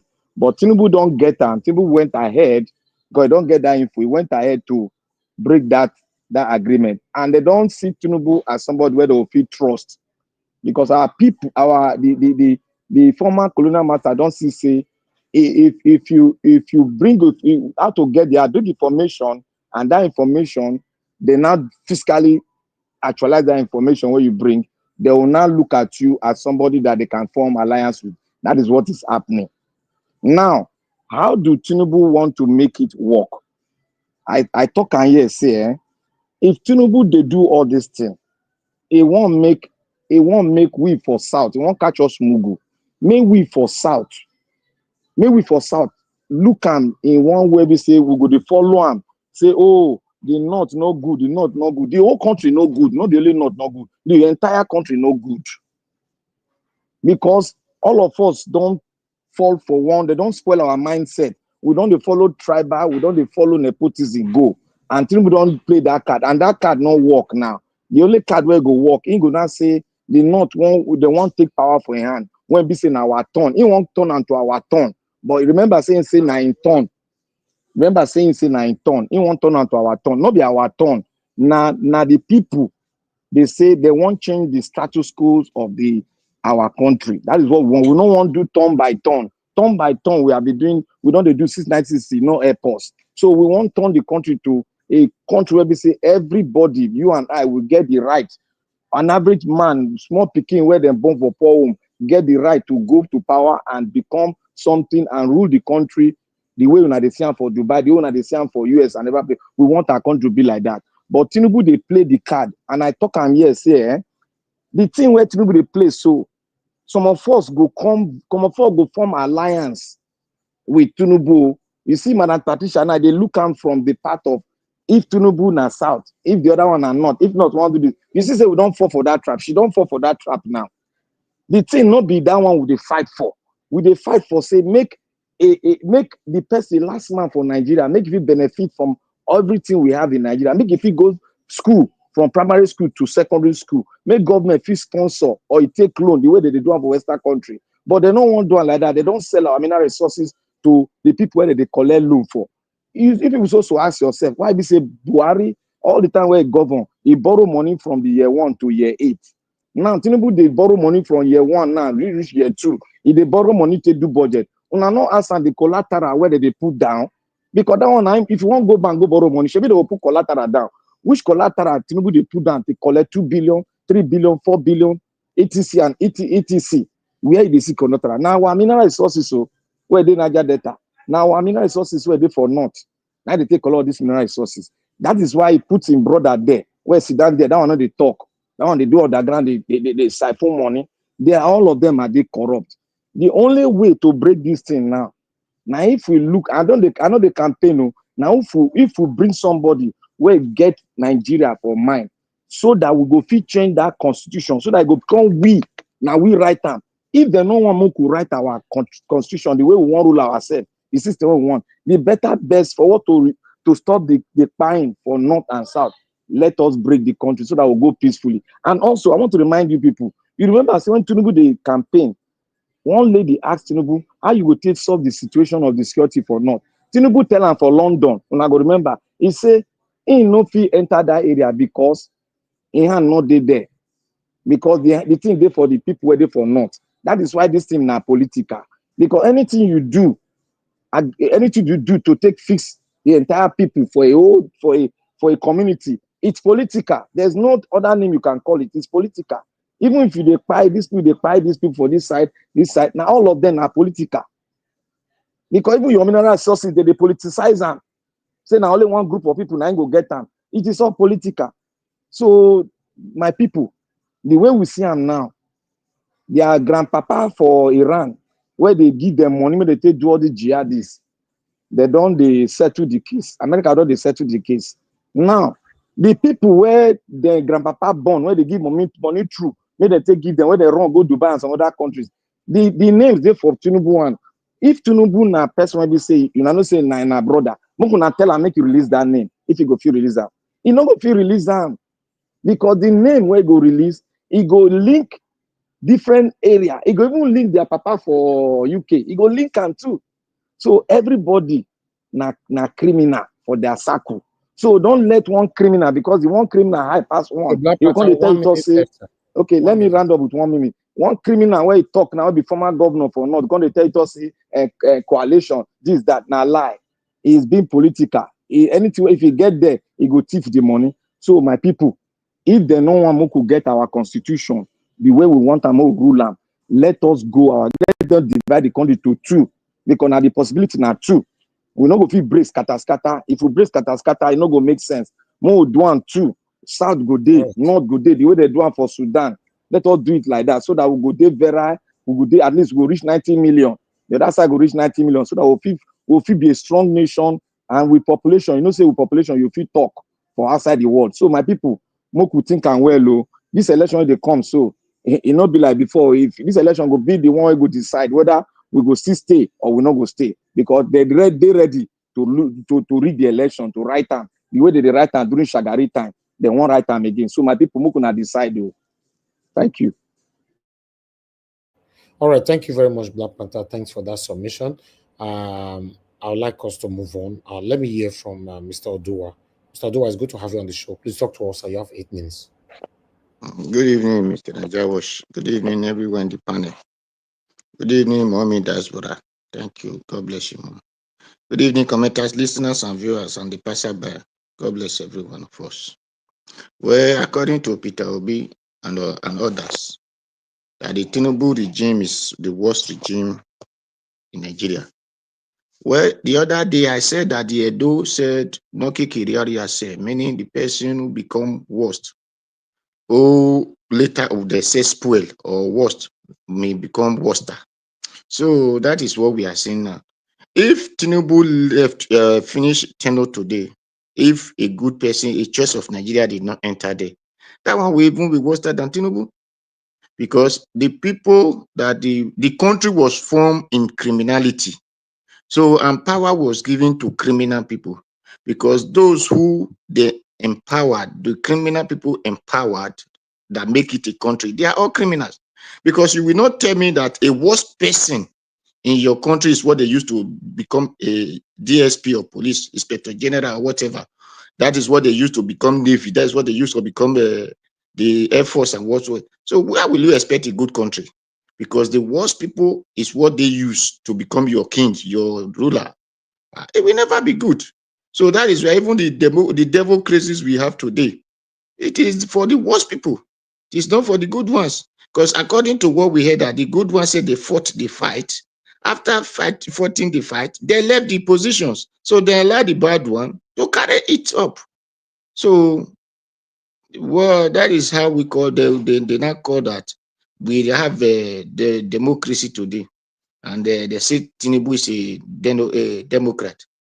Well, when they were telling people did not listen. They were telling people that Tinubu is the devil crack. So because it's a devil crack, that is why we are. Anyway, Nigerians, wake up and let me say something. People that are saying the killing is a political motivated weapon, I beg, in court, what do they say? Guilty or not guilty? Did they even ask you it was political guilty or not political guilty? Killing is killing. A life is a life.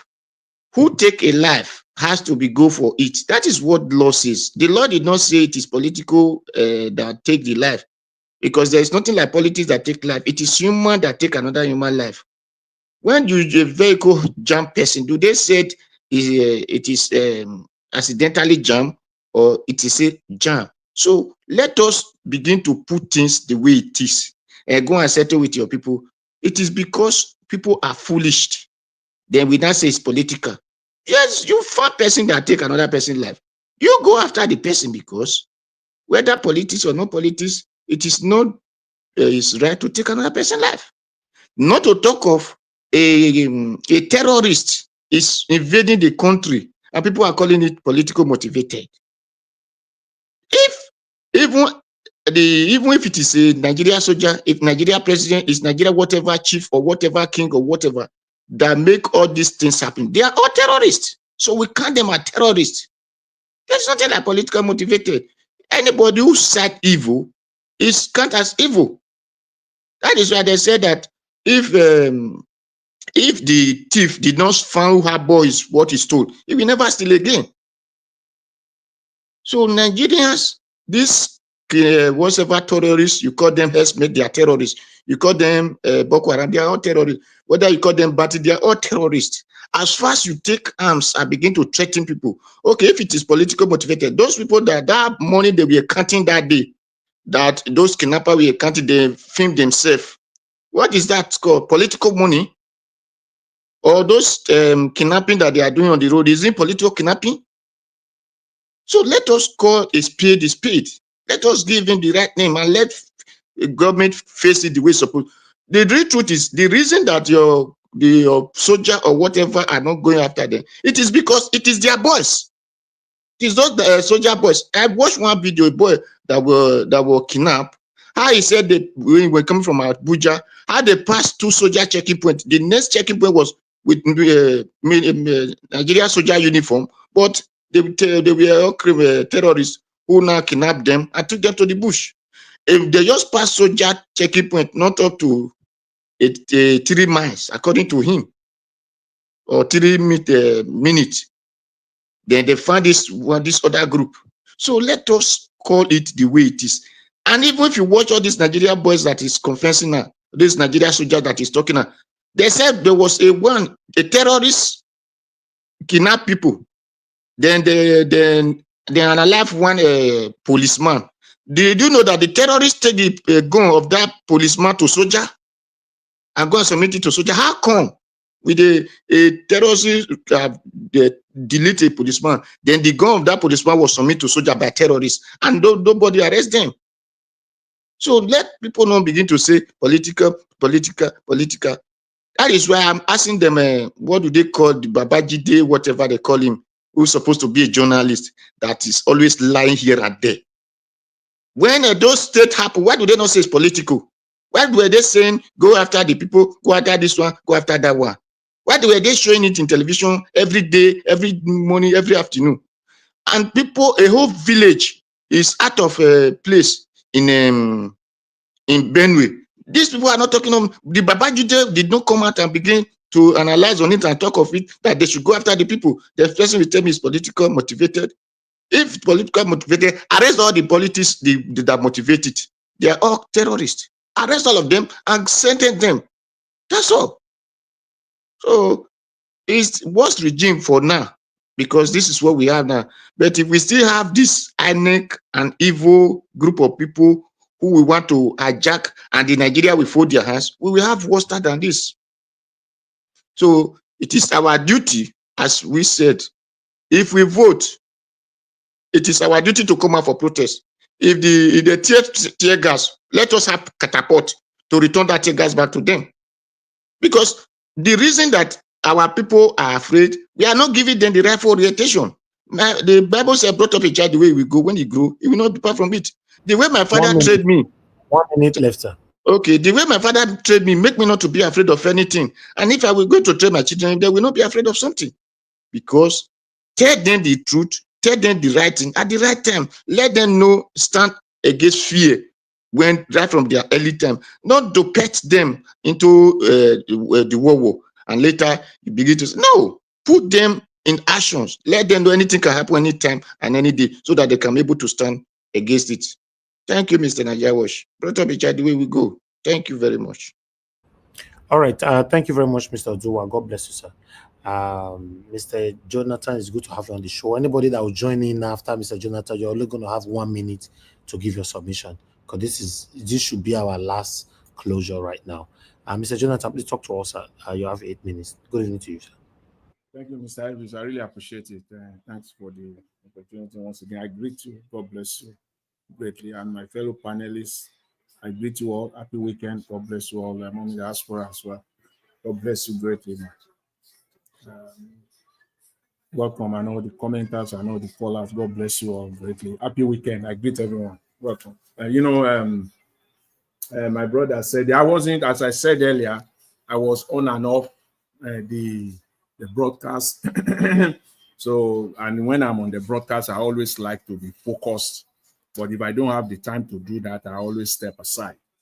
But as I sat down fully, since the broadcast started, I was hearing the conversation. But anyway, that's aside. But I'm here now.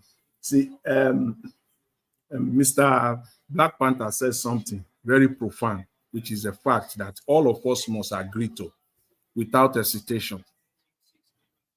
The entire country is not good. So which is to buttress the fact that Nigeria is not normal. It is the entire country that is not good. The north to the south, to the east, to the west, it is not, all Nigeria is not good. Nigeria is not a good country as we speak right now. The people that are demarketing Nigeria are those that are superintending over Nigeria as we speak. In other words, those that are in power, they are the ones that are, as in pro-max demarketing. They are in that business full-time, demarketing Nigeria consistently, daily, by their actions. Even their inactions, when they speak, when they don't speak, it is an act. They are still demarketing Nigeria. They are not stopping. So it is the entire country that is not good. The entire Nigeria is not. It's not good. So when I see people like Sule Lamido coming out, I didn't listen to the whole interview, but I can preempt them. I listened to part of it, and I know to a very large extent, I'm not going to miss what he said so much. All he's talking about is power grab. They want to grab power by whatever means, thinking that alone will dissuade Nigeria, will persuade Nigeria. You know, we confuse and convince Nigeria altogether. It is not about that. They still don't get it. The idea behind what we call the obedient. It's not about Mr. Peter Obi. It's about Nigeria. It's about a good country. That's what we are striving for. That's what we're yearning and we are calling for. It's not about whether it is from the north, whether it is from the east, whether it's from... No, it's not. They still don't get it. Because in their little brain, as I always characterize them, they are all men of little brains. And they have shown themselves to be so. All evidences to back it up. Those that have been there in the past, those that... This Sule Lamido has been in the government of Nigeria since 1999. Out of the 25 years of the 26 years of this republic now, Sule Lamido has been part of it for nothing less than 16 years, non-stop. The Obasanjo administration first time was a minister, a very powerful minister in that administration, and then he became governor 8 years in a row, and then he became a minister again. This man has been there all through. What are you offering? I expect them. When I see people like this, when they come out, which is what they cannot do, and that's a testament that they can't do anything. They should just, all of them should just, as my sister will say here, she'll say, enter house. Please. It is not about whether the leader comes from the north. If today I see a leader, a man from the core north, and when I say core north now, I'm talking of Sokoto and Zamfara. I'm talking of Borno, even where we have the centerpiece of Boko Haram, of terrorism. If a man comes from there, who understood perfectly well our problems, what Nigeria is being confronted with, who come out and articulate our problems and articulate our solutions, why will you not support such a man? Who have a man who have no religious motive, no ethnic motive, no religious, no tribal motive of any kind, well articulated, and is saying it the way it is, how we're going to solve the problem of Nigeria. So why will you not support, whether it's from Zamfara or it's from Borno? Why? So they don't get it yet. All they just want to do is to grab power. Just grab it. Listen to him. I'm very sure he will not articulate the problem of Nigeria, the problems Nigeria is facing economically. He will not. I'm very, very sure in that interview, he will not have articulated like these are the problems Nigeria is facing, and these are the ways that we have to undo it to get Nigeria out of it, so that we are not doing the same old thing, repeating it and expecting. Okay, Jonathan. Yes. Sorry for cutting you. He was only talking about power grabbing and the coalition. That's what he was talking about. That's all he was. I know that's what he was talking about. The little that I heard. So he will never articulate and say, okay, these are the problems. The only person we have now in Nigeria who is doing that effectively is Mr. Peter Obi. Anybody else can come out. It's good. Ideas from people, his ideas are good. If we have 2, 3 of Peter Obi, that even makes it better. Come from the north if you can match him. Come from the south if you can match him. And let's start talking about how to make Nigeria better. That is what we want to see. They cannot sit down like this and articulate our problems with solutions. They can't. All they will be talking about is political parties. All they will be talking about is movement from one party to another. All they will be talking about is coalition. Crooked coalition and merger. That's what they will be talking about. I don't understand. In this space of Nigeria, who on earth want to follow somebody like El-Rufai? They still don't get it. Who will want to follow Rotimi Amechi? They still don't get it. Because if they have really got the memo of Nigerian youth, these people will just stay in the back burner. The best they will be doing may be contributing from the back end. You won't see their faces outside. But look at them. They are playing, they are gaslighting Nigeria at every opportunity. This Lamido, he came out, very smart guy, very, very smart guy. One of those northerners that's very, very smart. He has contact everywhere in Nigeria. He has contact from the southwest to the south, especially even in that Edo State. He's well connected with Edo State politicians. This, if you are following Nigerian politics since 1999, Chule Lamido. A very powerful guy. Chief Igbinedion is his best friend now. I know him very well. This man is all over the space. Very, very smart guy. But all he wants is power. You have been there for 16 years. What do you want? Are you the only one? Is it only you people? Out of the 26 years of democracy that we've had now, this republic, you have been part of it at the highest level. What are you advocating for? You still want to hold on to it. You are gaslighting Nigeria, manipulating Nigerians, thinking that even when you say that it's talking for you are not talking for the youth. It's all manipulation. All right, Mr. Jonathan. So all I would just say is this: Nigerians, vote with sense. If I thought there will be election.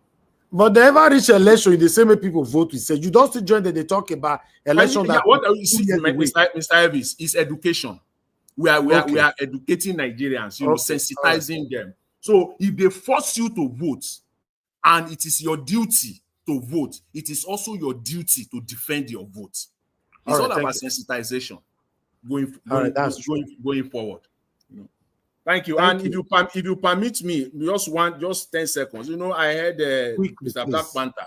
Sorry, he talked about when they are talking the money that they borrow in Nigeria. You see, the money they are borrowing is all lies. When they say they borrow money and they are using collateral, and in the same vein, in the same breath, they will be telling Nigerians that our foreign reserve is over 40 billion. It's a lie. It's a lie. Right, and they know it. Thank you. So that's what Nigerians should know. Thank you very much, Mr. Elvis. I leave it there. Thank you, sir. God bless you. Thank you. Okay, Mr. Alabo, if you are there, your 2 minutes, sir. Mr. Alabo, don't mute on time, Mother Patricia. Okay, Mr. Alabo. I did. All right, 2 minutes, sir. Just 2 minutes. All right. Nigeria, my own. I'm focusing on how we can get our country back. The only way we can get it back is for us to dismantle this criminal structure that we have. And the only way for us to dismantle this criminal structure we have is for Nigerians, for all of us to come together and unite against our tribe, against religion, against ethnicity, whatever political affiliation, anything you can name it. We have to come together. These people, they are criminal-minded and they have done everything possible to put their criminal structure in place to work against you, the people. Anytime you want to raise your head, they will be there to discourage you. They will tell you, there are some of their agents who are inside your community.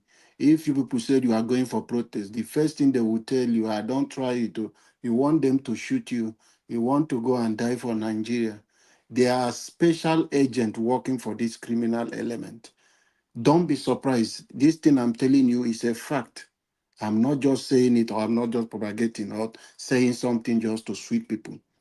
They have their structure everywhere. They will come to discourage you whenever you are thinking of something positive. They will do everything possible. That is what they are being paid for. They are special agents working for these people. You will see them as your fellow youth. They can discuss with you, Nigeria is bad and this, but they will bring it with you. They will bring the issue up, have this conversation with you. They just want to hear your own side. And they will begin to tell you, give you every reason that will make you not to even stand up and demand for accountability from your government. So it's for us to understand. That is why I'm telling you today, All right. Thank you, Mr. Alaba. 2027 is between us and this criminal element. Let's unite against them. Thank you, Mr. Niger Watch. Thank you very much, sir, Mr. Alaba. God bless you, sir. Dima, thanks very much for the super chat. I'm very, very grateful. God bless you. Thank you so much. All right. I want to say now concerning Mother Patricia's situation and the family. My mom has said that this cannot be discussed. He has supported what Mr. Jonathan said. Please, I don't want anybody to reference to that area at all. I'm not just interested. They can sort it out at home.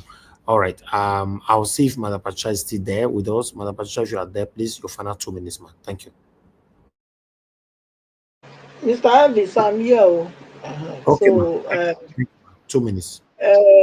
yeah, I would say I'm highly disappointed, honestly, because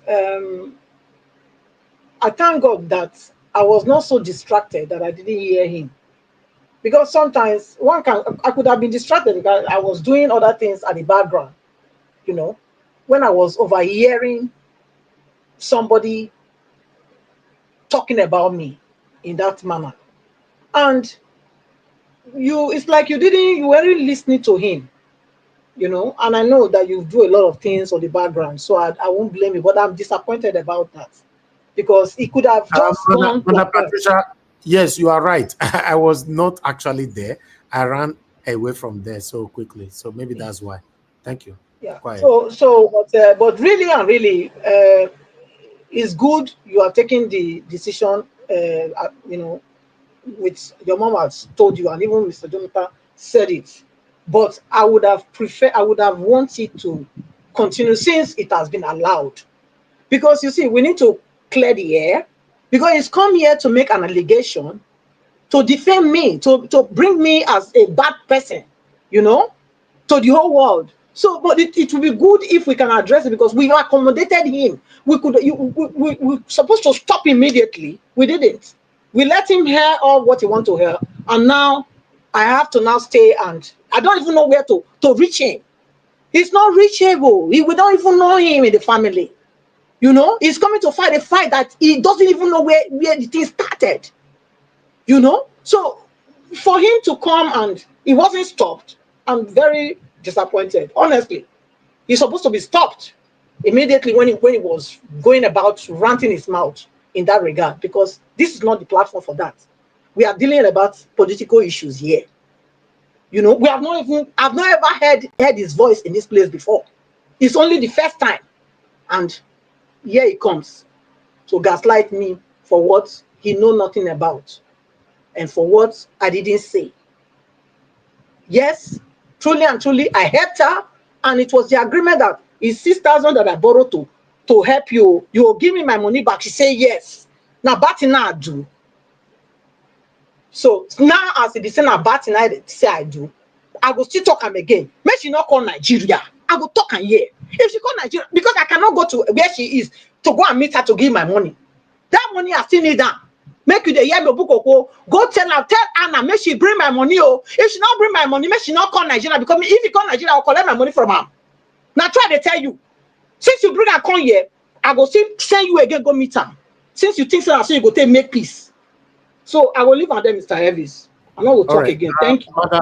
Madam Patricia, normally, because we said we don't want to discuss this anymore, but I think you have right to use your 2 minutes to talk about that. But after today, I don't want us to talk about this anymore. And in terms of stopping someone on the phone and all that, it's not today we do that. When somebody talking on the panel, that's when I have time to quickly go make coffee or do anything. Somebody talking on the phone, I can go do anything. You can even see how I ended by telling him, thank you very much, sir, for your contribution. That means I did not hear anything I did not even hear any of his submission, to be honest. you know. So most of the time when Madam Deborah is talking to us here, I take time off. I'm not a robot, you know. So if we cannot stop that kind of person, if somebody on the phone is not a threat to my platform, it's the only person on the panel that, especially someone we don't know, that's what we pay more attention to. Put all things in place to make sure that we tackle them when they try to strike. That's it. But nevertheless, you've responded. Please, I will advise you, man. Please, if you guys can sort this out at home, that would be nice. Thank you very much, man. God bless you. I would like to come to Mr. Odua. Your 2 minutes, sir. Thank you. No, maybe okay. Good evening, Mr. Njawash. Thank you very much. Thank you. If we can hear me, well, I have nothing to say more than I have nothing to say more than this man who came. Whether I don't know his name. This that put eyeglass on the face. Well, he's just there because they want to collect power from Tinubu, not because they want the things to work for Nigerians. So it will be so pathetic or unfortunate that these so-called leaders are not really leaders. And please, He's the former governor of Jigawa State, Lamido. You don't forget him. So, because what he said is, I will just join the coalition that will take power from Tinubu, not what will make Nigeria to work. So automatically shows that we don't need this kind of people as a leader. We need leader, we don't need ruler, because that is the reason they have run this country into commotion that we are today. We don't need such people. We need people that have focus, that have brain to think what will benefit all Nigerians. Like the way Peter Obi said, so amount. The income, the interest alone or the commissions, if you take 1 million for Nigerians, at least it will be about 200 and something people, I'll be 200,000 people. So those kind of brain is what we need. Because if you build here from Lagos to Badagry, you build from Kano to Enugu, you are going to sleep only one room. It is greediness that make you to occupy those areas. And you thought you have it for your children. Those children will come and say, no, we don't like this one. This one is not old, this thing. They will want to look for their own. It is because of greediness. That is why everybody want to run to Europe. We want to run to whatever country. Those people are not greedy. They look at what they have and said, let all of us manage it. That is why you hear they are paying citizen. Where do they bring that money that they are using to pay citizen? Because they look to the land and say, let us build this factory, let us do this one, let us do that one. Then they say, okay, these people supposed to be using this place. People supposed to be using this place. So because we have built something here, then we will not use the money to be feeding the next generation to come. So, but our own, we are so greedy. Thank you, Mr. Njawash. Thank you very much. Thank you very much, Mr. Doa, for coming in to put your voice to this. I appreciate you. All right, Black Panther, please talk to us, sir. 2 minutes. Najawo, thank you very much. God bless you. We are back again to all Nigerians. I am not for election, but if you want to go for an election, we'll talk about that. And we'll talk about how we are going to make sure that anybody that caused any havoc in the election, like what our PO said, we will count him with the election. So that is how we're going to do. And I want to tell everyone now in the entire country that they are all these Fulani, whatever they call themselves, whether terrorists, because they are terrorists. They are the one of the worst, terrific terrorists you have in the world. They are there. So I want everybody to find a way to defend yourself. Look at what the Benue youth did. Defend yourself. Look at what the Edo youth did. Defend yourself. There's no crime when you defend yourself. Not a crime. It's universal. The rules of engagement is that when somebody is engaged with you, you engage with him. That is the rules of engagement. So there's no law that says no, don't engage. So I want to say on the political scene that we're having now, Nigerians, what my sister said, the one that called in, Madam Deborah called in, it is true. And the Shetima is playing alongside. They are playing alongside. You know, the leaders in the north now, they cannot really phantom after this other man, PDP guy, goes, the one that's staying in Dubai. If he goes, they cannot really pinpoint who is going to be president. No. And mind you, everybody should be watchful of that man that El-Rufai man that said to us the last time that I was the one that started the Muslim ticket. So that man is not a human being to even align with. He's an extremist. An extremist, you know how to deal with extremists. That is what American is dealing with now in Iran. We deal with the extremists by showing your strength to them. And after then, we come to the round table and settle. Show your strength first, then we'll come to the round table and settle. That is the way it is. Nigerians, show your strength, then we'll come to the round table. But Nigeria, the way I see it, this election might be the deciding factor that will separate the shaft from the seed. Thank you very much. Okay. All right. 2 years in advance. Hey, voila. All right. Thank you, my brother. I appreciate you. Okay. Final, Mr. Jonathan. Your 2 minutes, sir. Yeah. Mr. Ivy, thank you once again. Yeah, it's not even 2 years, so counting. You know, say election for Nigeria now February.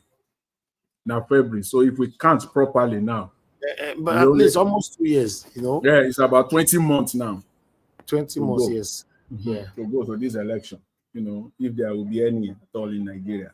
You see, if you see a serious government or Nigerians, it's not difficult.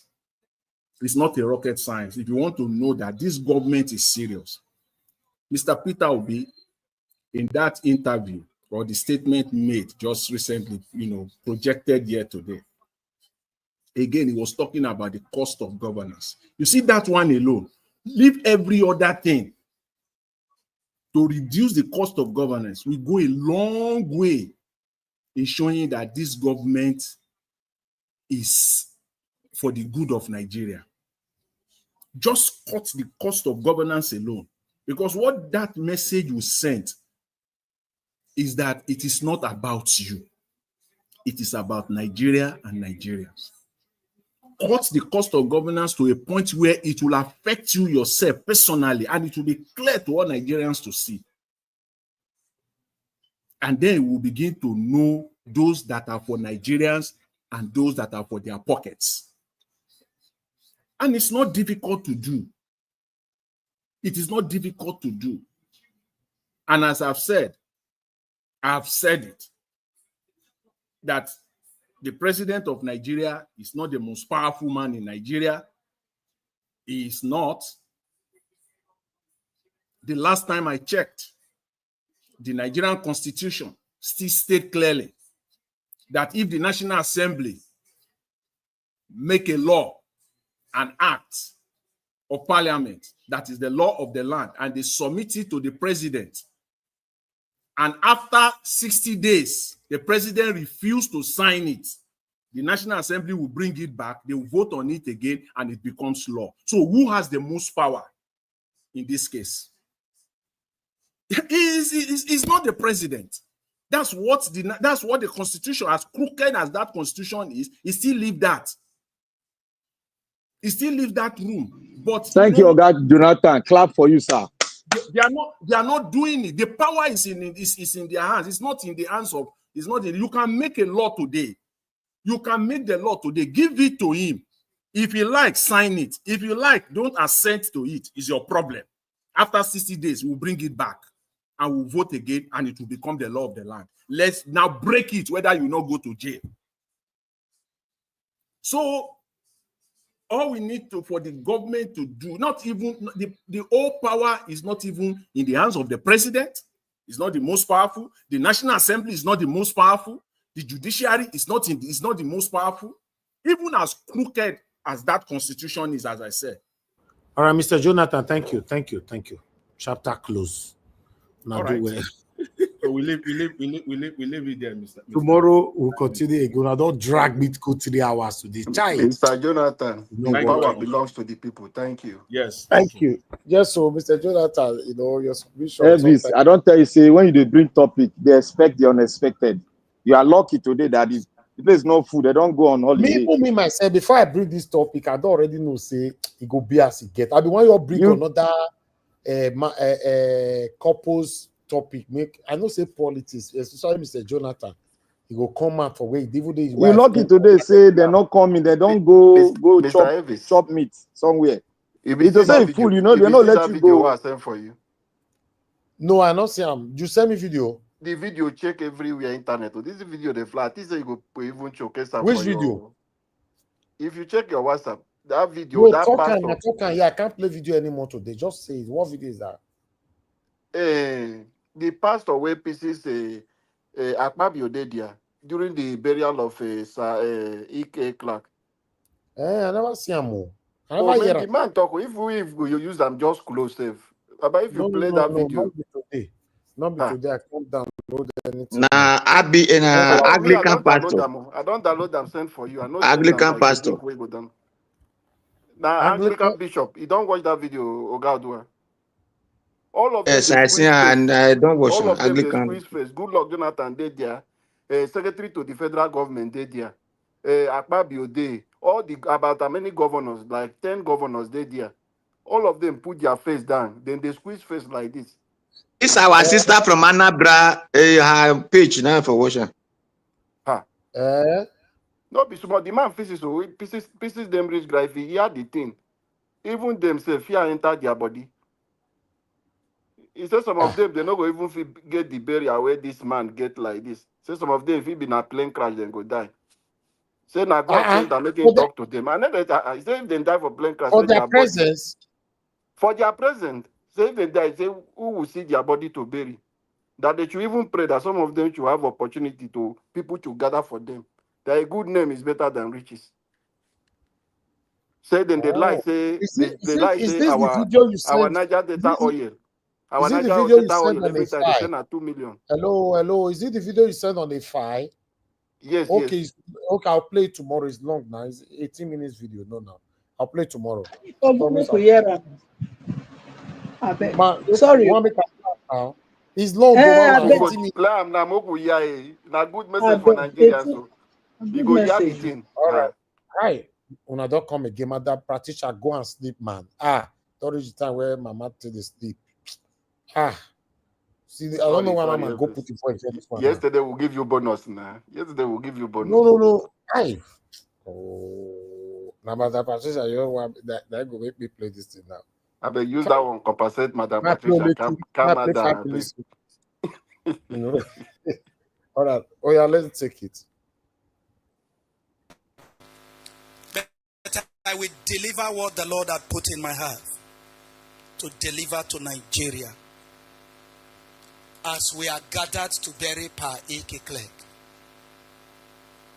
the voice of Pandev, the voice of Niger Delta, the proclaimer of integrity, the man who says yes and he will never turn to no, the one who will fight and look and say, this is the right way. But because you people are after this, I will let go. But no, Bishop, you forced me against my will. And I said, Papa, don't worry. God will take care of the rest. Nigerians, a good name is to be chosen rather than great riches. Why must we choose a good name? Because our works shall be remembered after our exit. In 1 Timothy chapter 6, Paul writing to his son in the Lord, he encouraged him.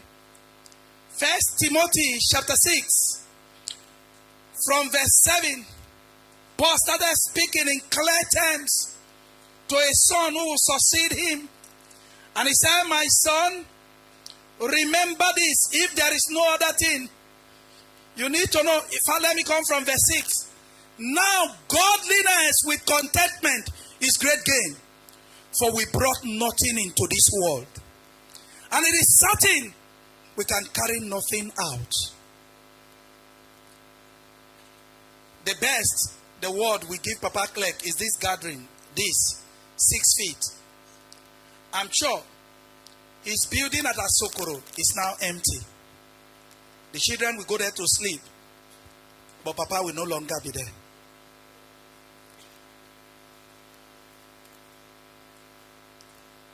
Bank accounts are no longer known. We brought nothing into this world and we will take nothing out of it. And Nigerians sure of the name they are leaving behind Our political leaders, are they after wealth? Are they after what they will make in their lifetime? Or they are thinking about the children they will leave behind? There are some names in this country that can open door 10 years after their exit. And there are some names that will shake their head. What are you running for? Are you protecting your name, your image, your integrity? Or you are afraid of one man and you are jumping from left to right, south to north, west to east? One day we shall be brought like this. I have no apology to warn Nigerians. Whether you are APC, PDP, Codeine, Panadol, Paracetamol, God will judge all. The church inclusive, painting and giving false prophecy, telling people it doesn't matter. It matters. Heaven is concerned the way... No, wait. This man says if you are Codeine, Panadol, he's the president of this satanic elite. Mr. That pastor where he calls to Pastor Jeremiah, they there. Now Jeremiah, they talk to. No, how did I miss this? I don't see this thing. No. I bet we'll plan finish. Might hear that Codeine, Panadol again. It matter. It matters. Giving false prophecy, telling people it doesn't matter. It matters. Heaven is concerned the way Nigerian Christians, Nigerian Muslims are living their lives. A country where we have everything, yet we are the worst off. Never respected for our name. Our passport had become a laughing stock. And we have leaders in Nigeria who claim to be in charge of this nation. Do they know that the name of this nation is going down the drain? The scripture told me a good name is rather preferred than riches and gold. We shall leave this wet behind. President Jonathan is here now. He is now a former president. Every office will be former. That I'm a bishop today, it will be former. But one thing that will never be former is my soul before the Lord. For if I gain the whole world and I lose my soul, I am of all men most miserable. I am to be pitied. It doesn't matter who ox is God, but the Holy Spirit had prepared me to speak to Nigeria today in memory of Papa Ike Clark, whether we can still get honest men in this country. And that's why when I saw President Jonathan, my heart began to run round. A man who could say my personal ambition is not worth a drop of the blood of a Nigerian. It's not worth it. But today, personal ambitions are burying families. Personal ambitions are burying the country. Our country is sinking and people are clapping. We ought to be weeping and seeking a solution for Nigeria. Recently, people were weeping in River State. And I asked myself, where is Pa Ike Clegg? Who will speak for the Niger Delta? Who will speak for the Ijaw nation? Who will speak for the poor and the downtrodden? Who will speak for the innocent people? The people doing this thing to this nation are people having fat Bibles. They carry them on Sunday. They recite the Quran from beginning to the end. They travel Jerusalem, they travel Mecca. They go on pilgrimage. You don't need to teach them Ramadan. Neither do you need to tell them that this is Lent, you should fast. We are one thing in the afternoon, another thing at night. And we claim that Nigeria will move forward. It will start from the church. The priests are hearing me. The bishops are hearing me. The apostles are hearing me. That these false prophecies is destroying Nigeria. Even the imams are hearing me. Repentance should start with us, the men of God, so that we will have a good name for this country. So that the politicians will know that whatever they have stolen from the nation, if they don't return it, death will remove them. So that the judiciary will know That lady Justicia that is supposed to be blind, that now romance the one that come with the best of cream and perfume, will end up destroyed. That the judgments from the Nigerian courts will not be conflicting. That the Supreme Court will give us true judgment in line with the word of God and the God norm of this nation. One is ashamed these days when you lift up our green passport. Why? We have soiled our name. Nigerians should return to the good name. The name that made our founding fathers to fight for independence. The name that made people to say, these are Nigerians. Now we queue up in airports and they search us to our pants. Last week here, I saw it on television. A Nigerian woman swallowed 67 tablets of cocaine to take to Iran. Was caught in Port Harcourt. Did you not watch it? What is causing that? What is bringing that? Is it greed?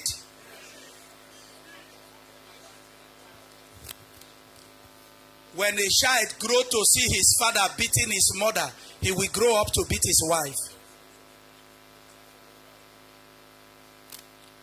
When the leaders are stealing without control, the followers will steal mid-daylight.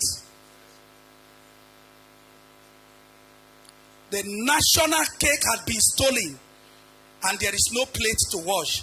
Hence those who are coming are about stealing the road. He who has ear. Papa Ike Clerk has gone. We shall all go like this. Whether you like it or not, you might be here for 120 years. But one day you will go. And the Lord said, I should speak. And I have spoken. That a good name is better than riches. Jumping after riches. Jumping after offices. Jumping after position. Jumping after gold will not save us. One day, we shall all come down like this. Happy are they that we get burial like Ike Clerk. Some people that died, were they buried? Those who died in Sosoliso air crash, did you gather their pieces? They burnt to ashes. Those who die in the sea, do you go to look for their dead body? All these ones that we are gathering, because of what? This sass, this flesh. That is why we are gathering words. It's good to gather, but gather it in righteousness. Gather it for good. Even if you have stolen, bring it and build things in Nigeria. Let the poor masses enjoy them. You stash the money in Dubai. You stash the money in Geneva. You stash the money in US. You stash the money in UK. And the people are suffering. And you forget to remember that when you die, these are the people who will walk over your grave. In Anglican church, we don't actually bring people into the church during homily. Do you understand that, Mr. Temple? Let the doors now be barred. It is disrespect for God. At this point, I don't respect any man. Let them be outside. When the homily is over, they can come in. Every individual that is in the church today that is hearing me, everyone that came to honor Ike Clerk, know that you will be carried away like this. You may not even have a casket. Casket or no casket does not matter. Whether the bishop came, whether the archbishop is here to bury, it doesn't matter. The primate was to be here today. But he called me and said, I'm disappointed by flight. Your grace, represent me. If all of us gather to bury you and your works are not right with God, you are made for hellfire. It is when your works are right, whether the world condemn you or not, if your works are right with God, you will make heaven. Papa Clerk told me, my bishop, in my days of youth, there are certain things I did that were wrong before God. And every day I kneel to pray, Lord, forgive me. Now that you have come to my house, please come closer. And I went closer to him. He said again, say unto me the absolution. I said, Papa, your sins have been forgiven by God. He said, I want assurance. Now you have strength to run around every corner. Don't worry. A day is coming. You will not even know the number of clothes that are in your wardrobe. Before you die, you can be aged, and when you get to a certain stage, you will even forget that you are naked. All these ones we are doing, God will judge us. Starting with me, starting with the church. Those of us who collect stolen money, God will judge us. And those of us who tell you that this is how to do it, God will judge us. And those of you we preach to who refuse to repent, God will judge you. That is why I'm preaching today. Let there be a change. Tell your neighbor, let there be a change.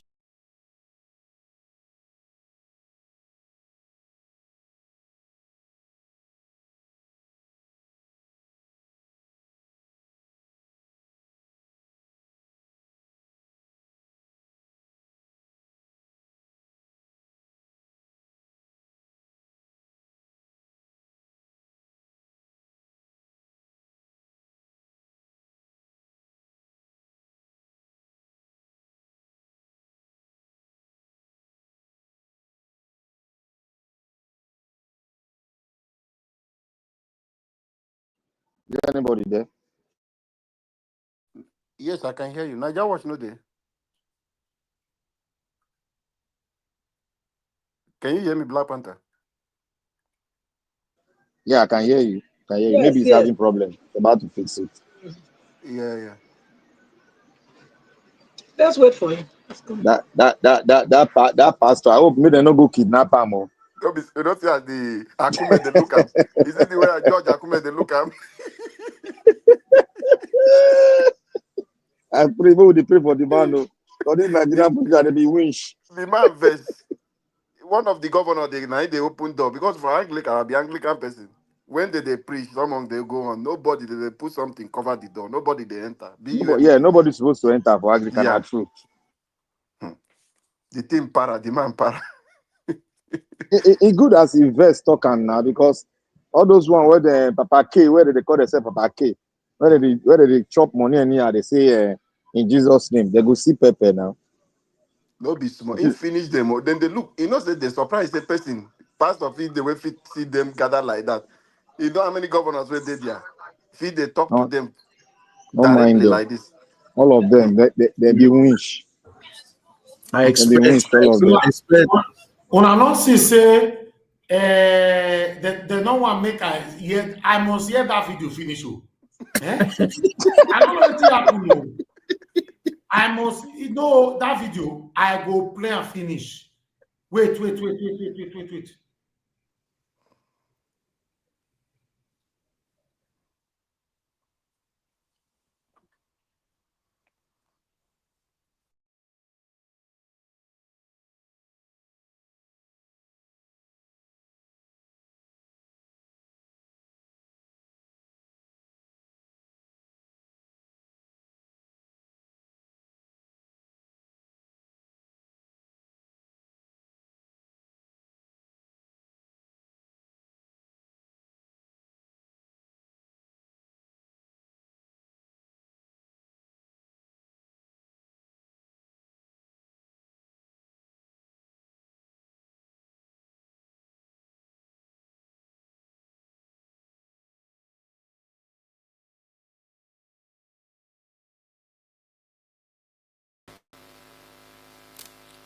When the leaders are stealing without control, the followers will steal mid-daylight. The national cake had been stolen and there is no plate to wash. Hence those who are coming are about stealing the road. He who has ear. Papa Ike Clerk has gone. We shall all go like this. Whether you like it or not, you might be here for 120 years. But one day you will go. And the Lord said, I should speak. And I have spoken. That a good name is better than riches. Jumping after riches jumping after offices, jumping after position, jumping after gold will not save us. One day, we shall all come down like this. Happy are they that we get burial like Ikeklek. Some people that died, were they buried? Those who died in Sosoliso, air crash, did you gather their pieces? They burnt to ashes. Those who die in the sea, do you go to look for their dead body? All these ones that we are gathering, because of what? This sass, this flesh. That is why we are gathering words. It's good to gather, but gather it in righteousness. Gather it for good. Even if you have stolen, bring it and build things in Nigeria. Let the poor masses enjoy them. You stash the money in Dubai. You stash the money in Geneva. You stash the money in US. You stash the money in UK. And the people are suffering. And you forget to remember that when you die, these are the people who will walk over your grave.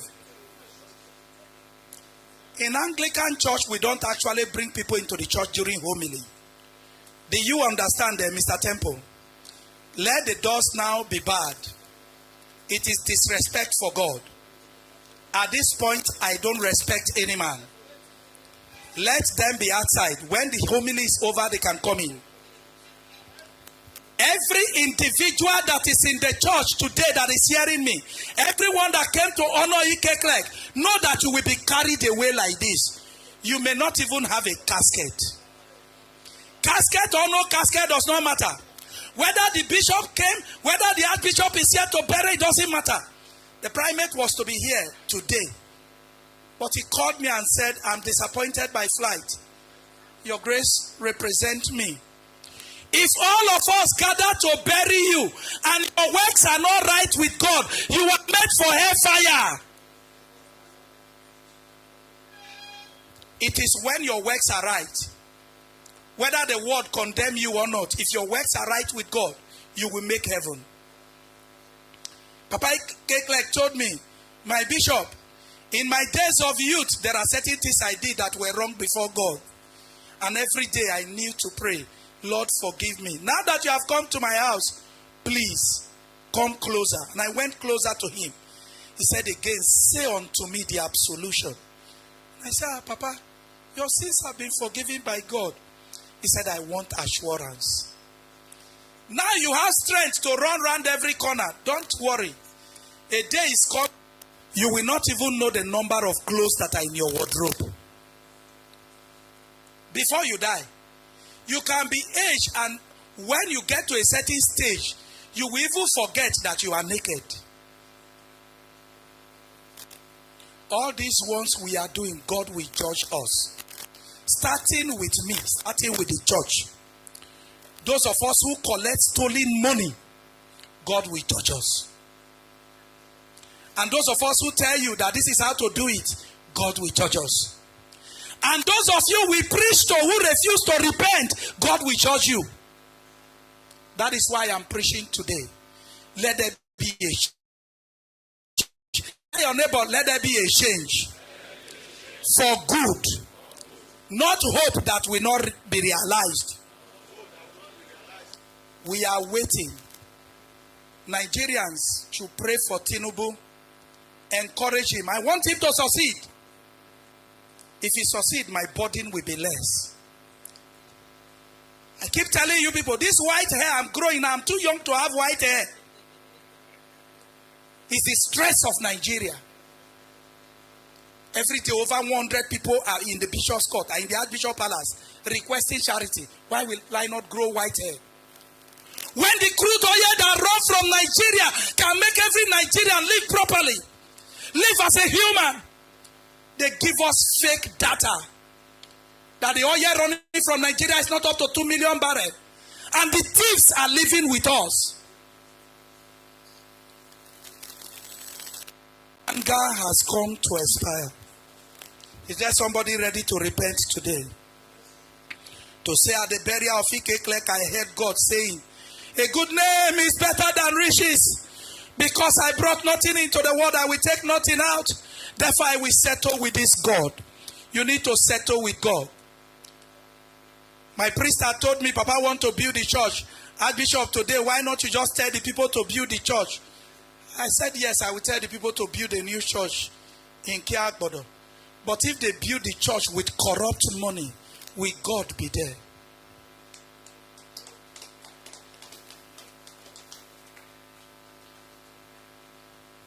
If they give the Archbishop brown envelope in dollars, pounds, has God actually noticed the gift? If they raise the whole world and yet their heart is far from God, is it glorified? The best gift you will give to Ikeklek, the best gift you will give to God today is to repent and give your soul. Know that judgment is coming. Other things can follow. Matthew 6:33, seek ye first the kingdom of God and his righteousness. Every other thing shall be added to you. Who are you seeking? The kingdom of God or the gold of this earth? For Jesus said, fear him not who killed the body and has no power over the soul, but fear him who can kill the body and destroy the soul. I charge you in the presence of God and of all his saints, Nigeria, make a positive change. Build up a good name. The name you are destroying now, some people built it. If you destroy it, the generation coming will blame you. Unto him who is able to preserve the righteous, be all glory, dominion, honor, and praise, both now and forevermore.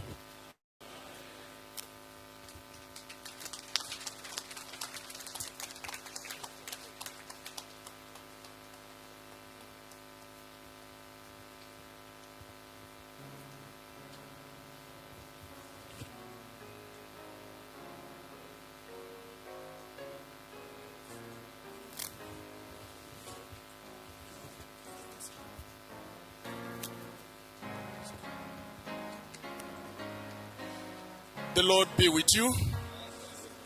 Let us pray. Page 8 of the service program. You can please sit on me. Almighty God, who has bound together your elect in one communion and fellowship in the body. Anyway, that particular legend pastor, now they ain't finish you, Abi. Yeah, I think He so. don't finish. He don't finish. He don't finish. So what be that pastor name?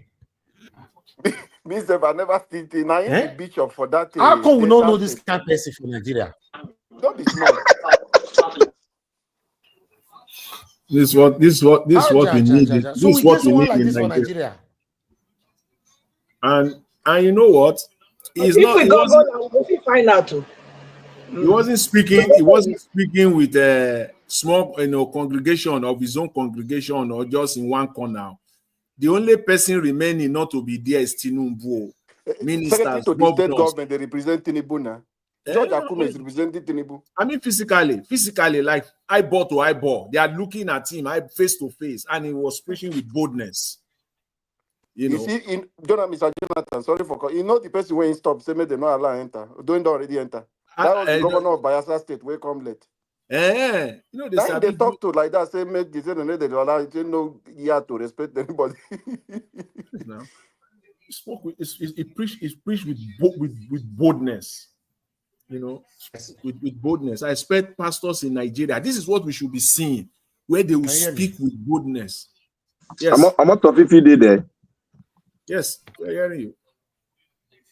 But can you guys hear me? Yes. Yes, Naja Watch, we can hear you, sir. What's happening now? Can you hear us? Okay, the network is not friendly anymore now. Now I can hear you guys, but the responses from us is a bit delayed, right? Okay, it's coming from your own end. Now Nigeria is there now. At Tinubu village, you there. I don't know. But don't take your network. Yeah, the thing is, I want to all those fake network. Carry and true for inside lagoon. Black Panther, they calm down with Niger Watch. The way they take it, Not they tell us, say carry my earpiece through Salah. You carry your network through Salah lagoon. That's why you tell me, Jara, they say that yeah, because that earpiece what they use. Make I carry up. Opportunity why for take big Black Panther now. The network not let me beat Black Panther. Carry that network through where Would they hear you, Niger Watch. for third mainland. Okay. Black Panther, just go hide yourself for one area for Texas for the first. Look, welcome. My doctor don't come. After 78 years, Oga CM don't show face today. After 78 years. I wonder why he come now. Hello, good evening. All right, I want give una 30 minutes. Want to talk with you yourself more and end the show.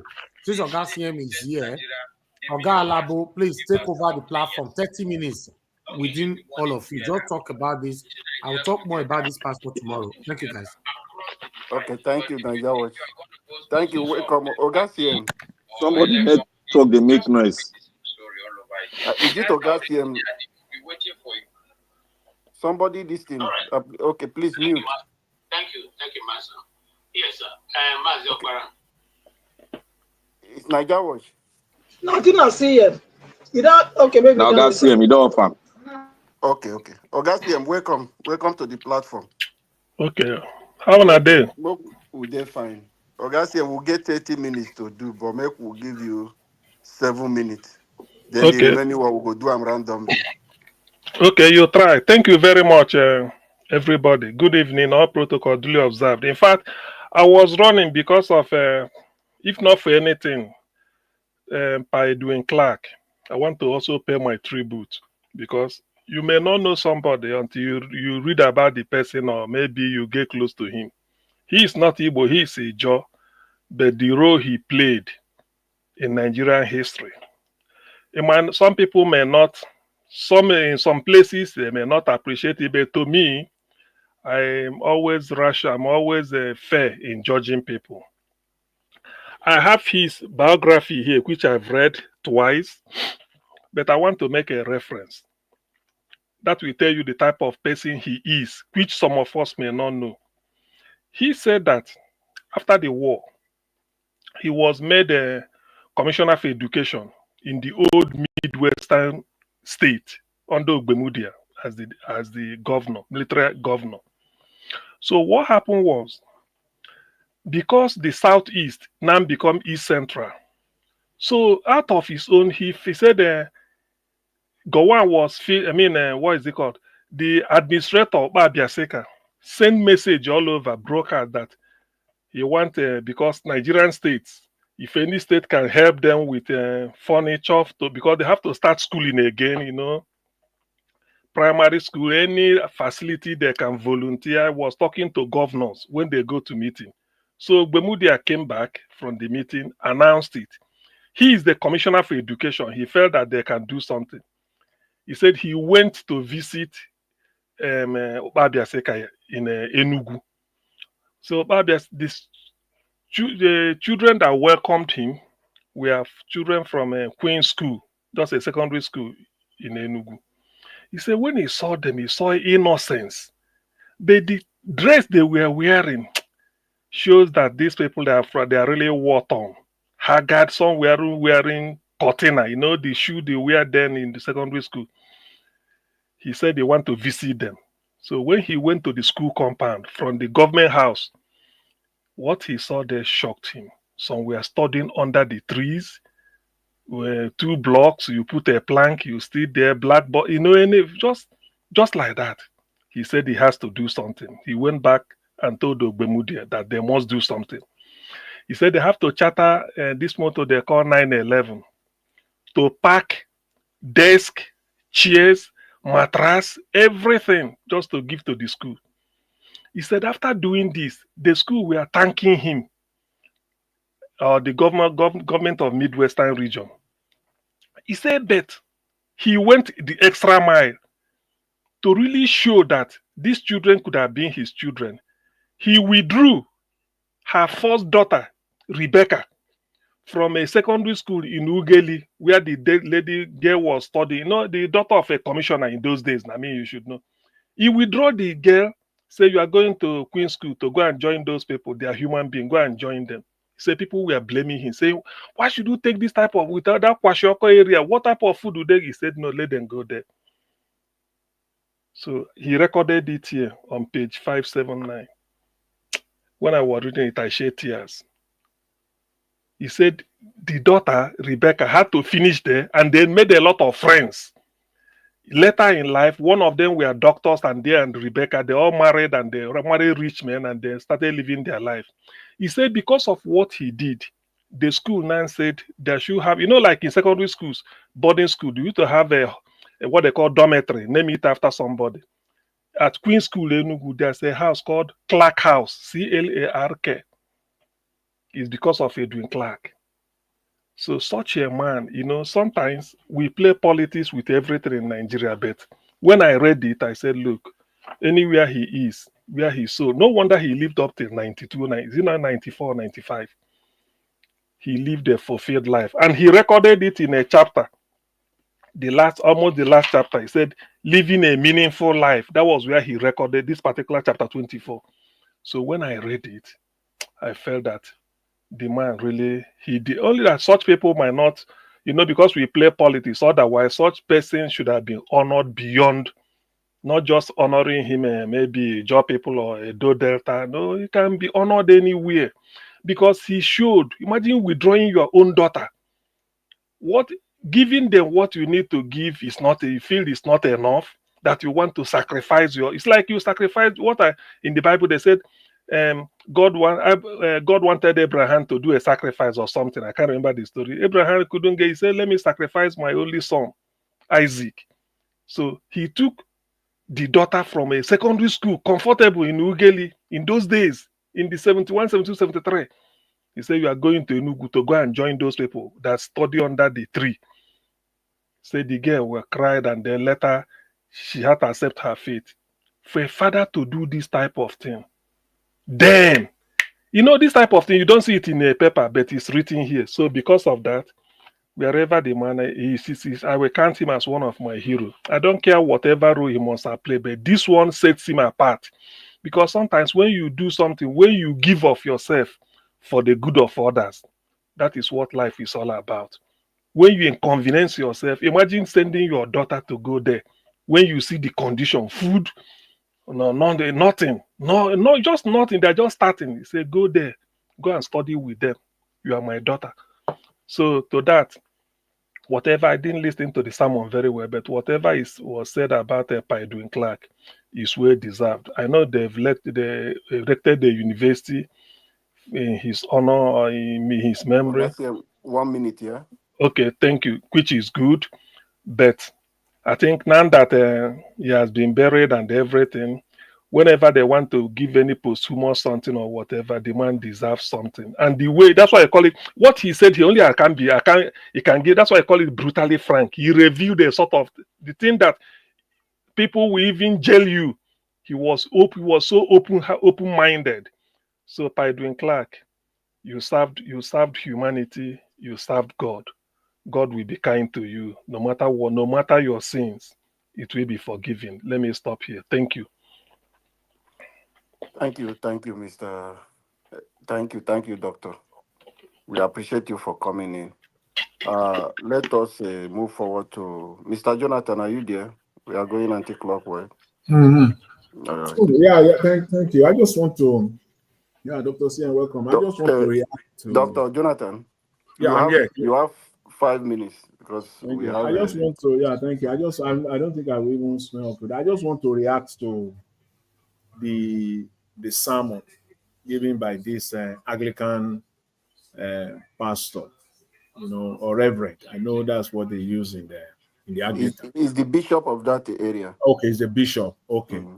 So you see, I just hope I will be so happy if we can see the so-called men of God in Nigeria preaching this way, undeterred.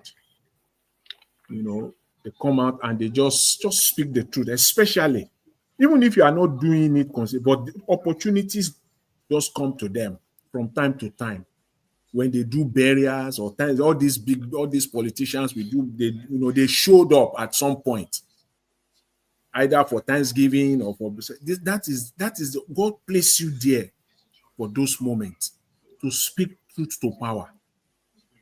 And I think that if they have a big role to play, and the role they have been playing, where Nigeria is right now, they have played a significant role in bringing Nigeria to where the country is right now. And then there's need for that 360-degree turn around, especially from church leaders in Nigeria, to speak this way consistently.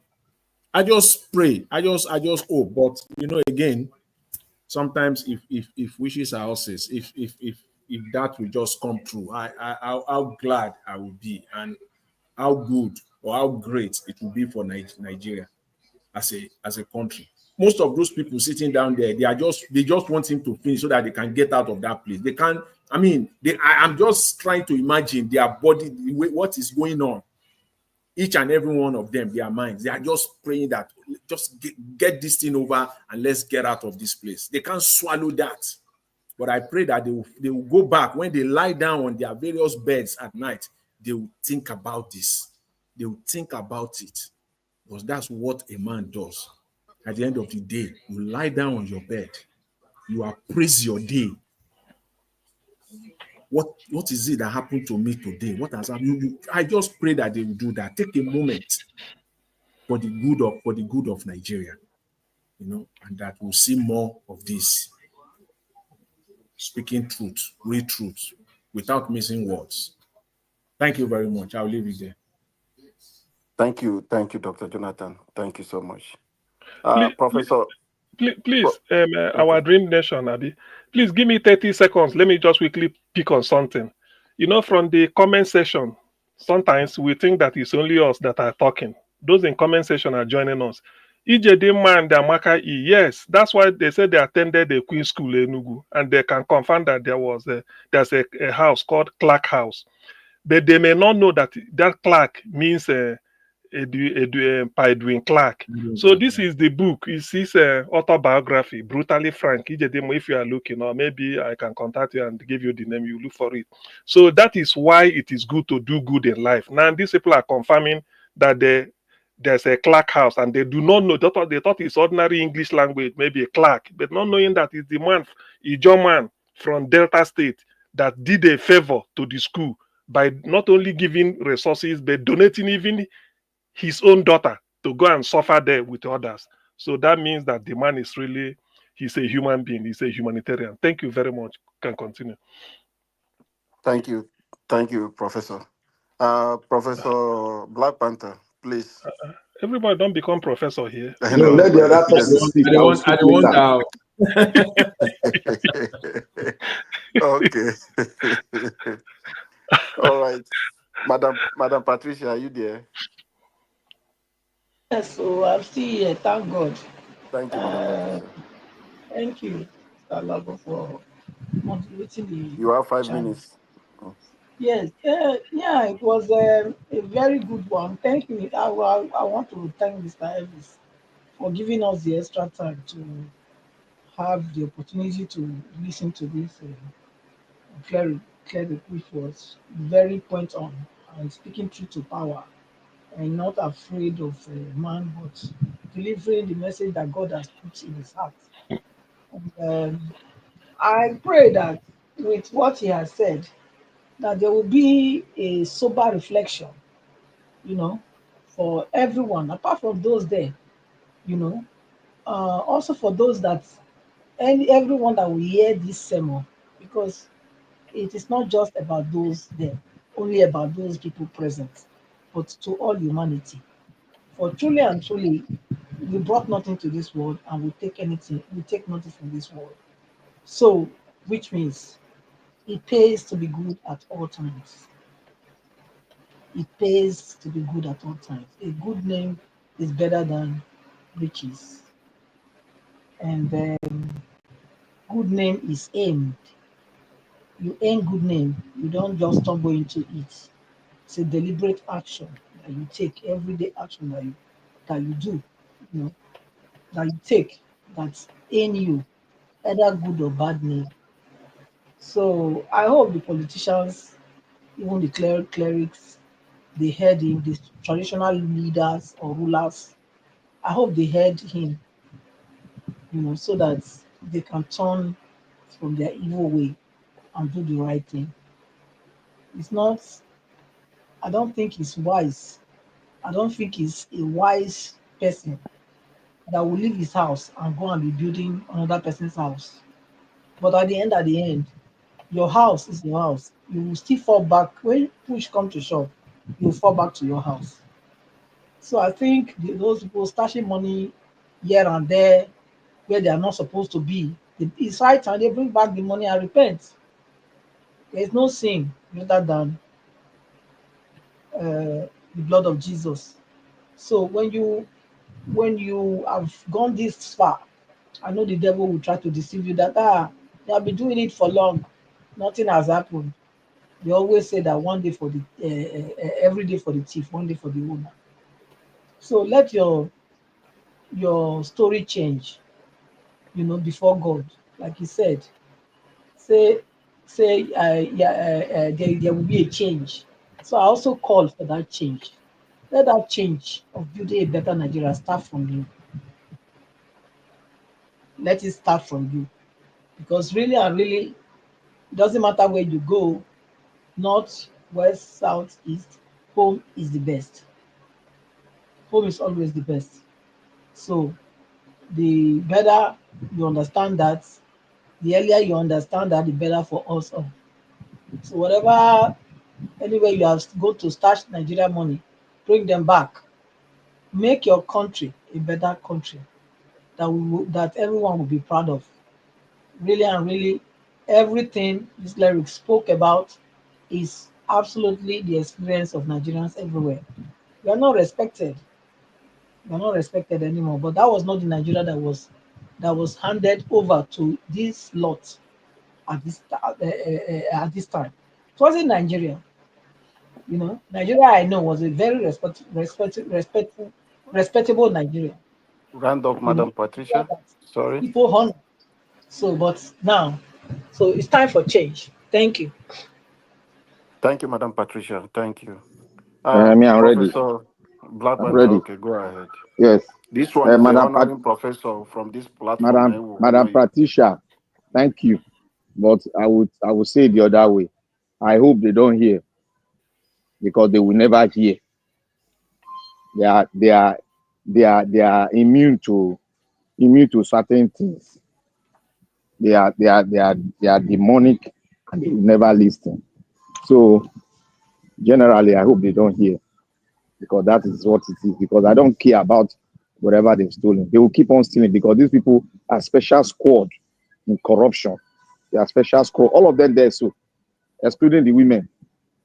All of them, the men there, they are all special squad that have been brought up in this country, quote and unquote, Nigeria, to steal and to maim and bring down the Nigerian people. That is it. But I just pray for the soul of our great leader, Edwin Clark. May his soul rest in peace. Oh, I want to say this. Yesterday I was so happy. No, I'm so happy.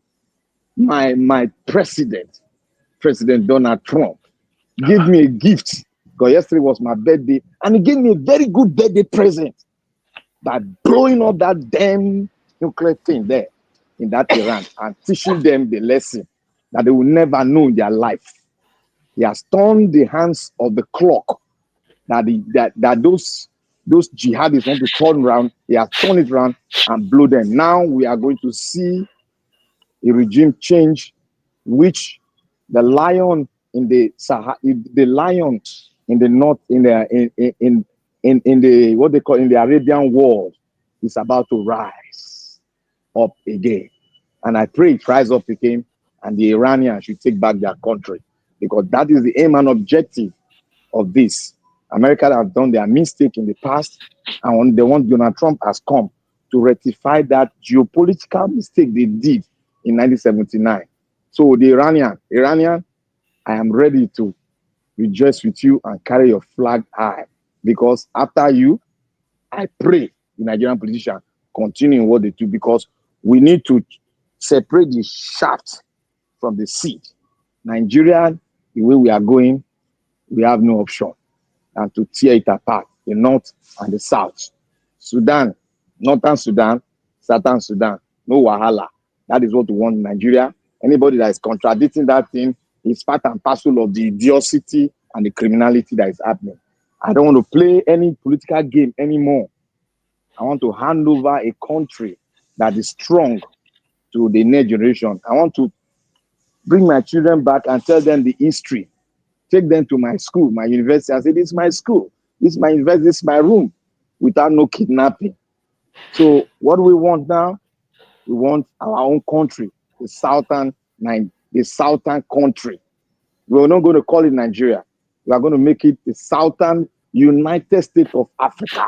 We are going to roll our flag bearing the green, red, and one other color. You all know the color now, the African color, the one that symbolizes strength, power, and energy. Therefore, my brothers and sisters, we need to go our separate way. That is it. We don't need all this story, talk. We cannot, these people are not ready.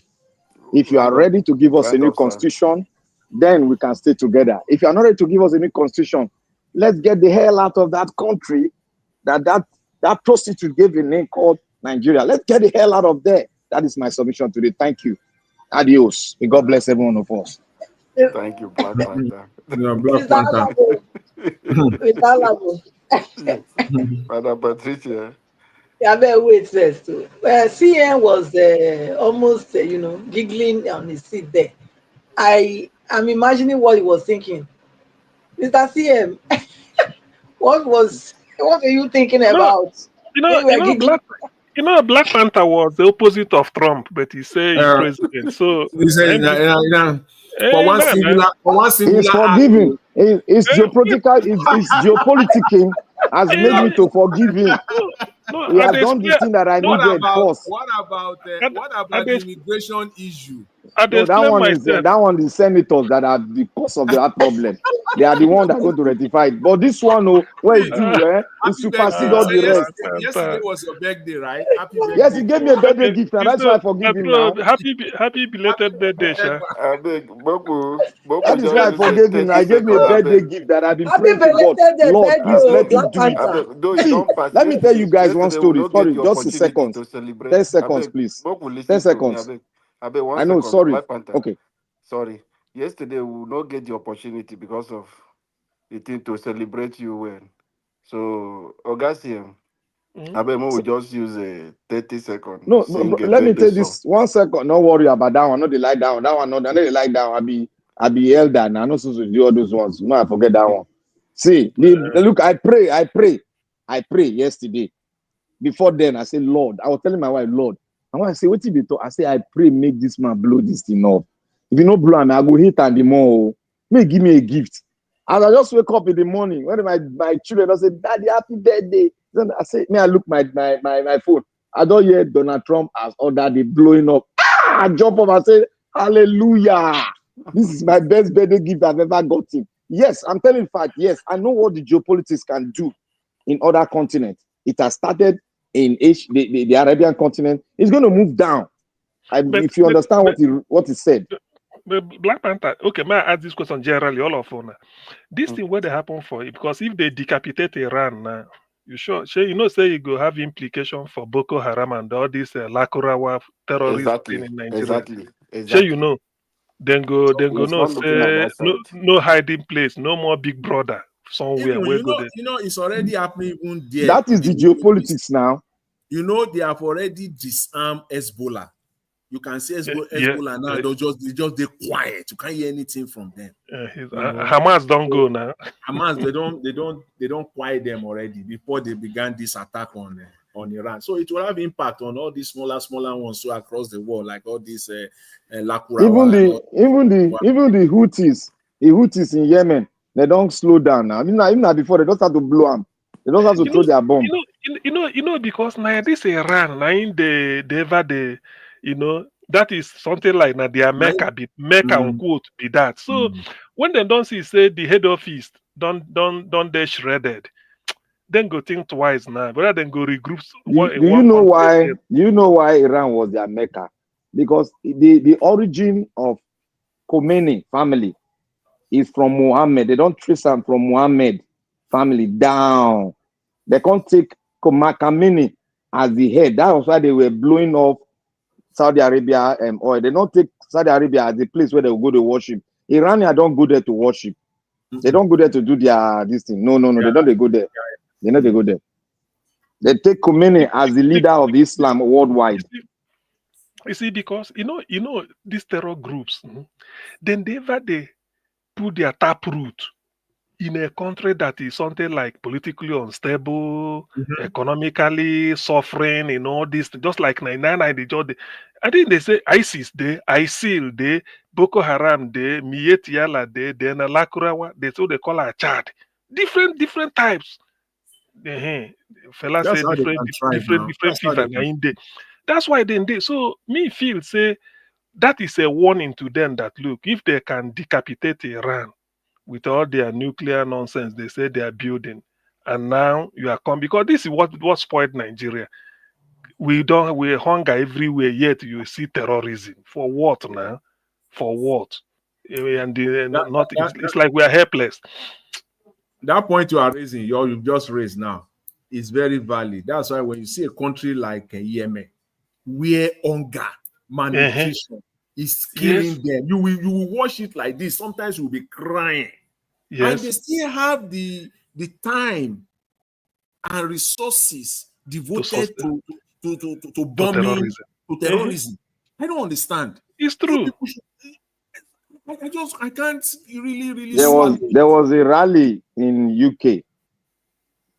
I'll send that rally video to my Jawosh. The rally there, I think it was ending of last month. That was held in UK. They were trying to harmonize how the terrorists have been able to Islamatize their Islamophobia stuff, kill a lot of people in Israel and other countries. The third countries they mentioned after mentioning Israel, after mentioning Iran, because Iran is not an Islamic country. Then the third country, that's where the killing they high. Nigeria. An Oyibo woman, Iranian, held Nigerian flag in that rally. There's no black man there. They held Nigerian flag in that rally. They were giving speech. New York, all the police for England, they flew there. And some people were doing another rally opposite the same rally. The people were like Hamas and co. They did the other side. UK government, not trust them. Those people, they like all these people well, not just trust them. But they will always be on the side of America in a situation like this. That I will assure you of that. They get weapon. They don't get weapon. I don't know they're our side. They won't cry. No. Say there's a joke in UK. Say America they take air, take air, damage everything, scatter them. Take Britain to go and pick the pieces where they go bring soldier put for ground. America don't go. They're not the talk now. No. That is the joke, and they talk. He say when they go Afghanistan, the air power na US go use air scatter everything, do and decapitate everybody on the run. Then grand troops, Britain go there, they keep peace. So the same thing with Iraq. Do you know how many bombs they throw for that place? Well, I don't know. Three bombs where they break tunnel. That's about 30 tons each. That's 90 tons. One at 30 tons. Can anyone hear me? Network knocked me out. 3, that's 90 tons. Yes, then they now shoot. They now shoot 90,000. Yeah, 90,000. They now shoot Tomahawk. About 50 Tomahawk from submarine come out from the river. They go that same position. 50 Tomahawk. Tomahawk is strong, bad ballistic. They throw them from under the water because they get 3 submarine where face Iran. America 3 submarine face Iran there. So they bring Tomahawk 50 Now if fire enter that same tunnel, those three nuclear sites, now in the fire. So that was why the president said they destroy and beyond human I don't know the high grammar used there. Beyond what you can see. Obliterated beyond what human can reason. And they destroy so it is Iran done. Iran, according to American Deputy Secretary of State under Clinton, he said the world greatest exporter of terror in Iran, and they agree because all these things they are doing in the Middle East, they just want it to be peaceful. What I want is let America focus on Nigeria in a way, just not because of anything, because this terrorism, and that is what make even development or even the fear. Although Tinubu, even if Tinubu had wanted to do something, okay, look at what is happening. What happened in Benue State? Somebody was sending me a text that Nigeria sent army to Gambia to go and keep peace, but we don't have army to send to Middle Belt or any state, even Enugu, to go and deal with this killer headsmen or terror people. So I wish America will sort of. Unfortunately, that will not happen. You know why? Why? The reason is crude oil. As long as America is still getting crude oil under the table. I don't really think America still did since Abiola June 12. I don't think they already. They're still getting our crude oil. I thought they pulled out. Not be crude oil, not be crude oil. If you take crude oil outside the whole equation. But it's no. Is America still taking Nigerian oil? Are they still buying oil from us? It's not like this is the way it works. It's not like America is taking it directly as America, but American companies, the crude oil that they are getting from Nigeria is augmenting the price of petrol in America. Wait. When you say cheap. We know that. Let us be clear. Getting, is it that we sell to them or that kind of black market? If you thief, you go sell anybody where you like. Is it that they are buying? You see that one that they are stealing from Nigeria at a very cheap price. It ends up in the US. Oshomole even said it. No, he said, you know they do all this stealing. It's not even Oshomole. They bring Oshomole reference for Nigeria. No. One of these, the chairman, even before Oshomole became a senator, Oshomole just got there in 2023.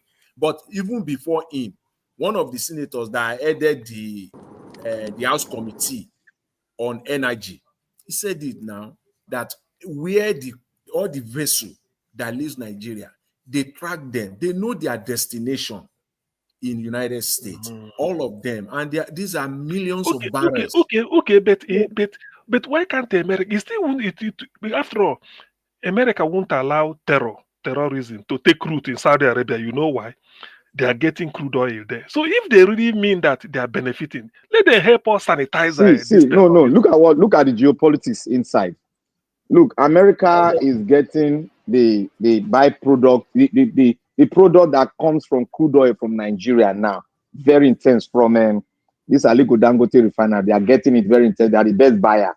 That is so buyer for Dangote. Yes. Yesterday now you know what is happening now? You know this alliance called NATO. This alliance called NATO is very destructive. They cannot survive because they don't have anything.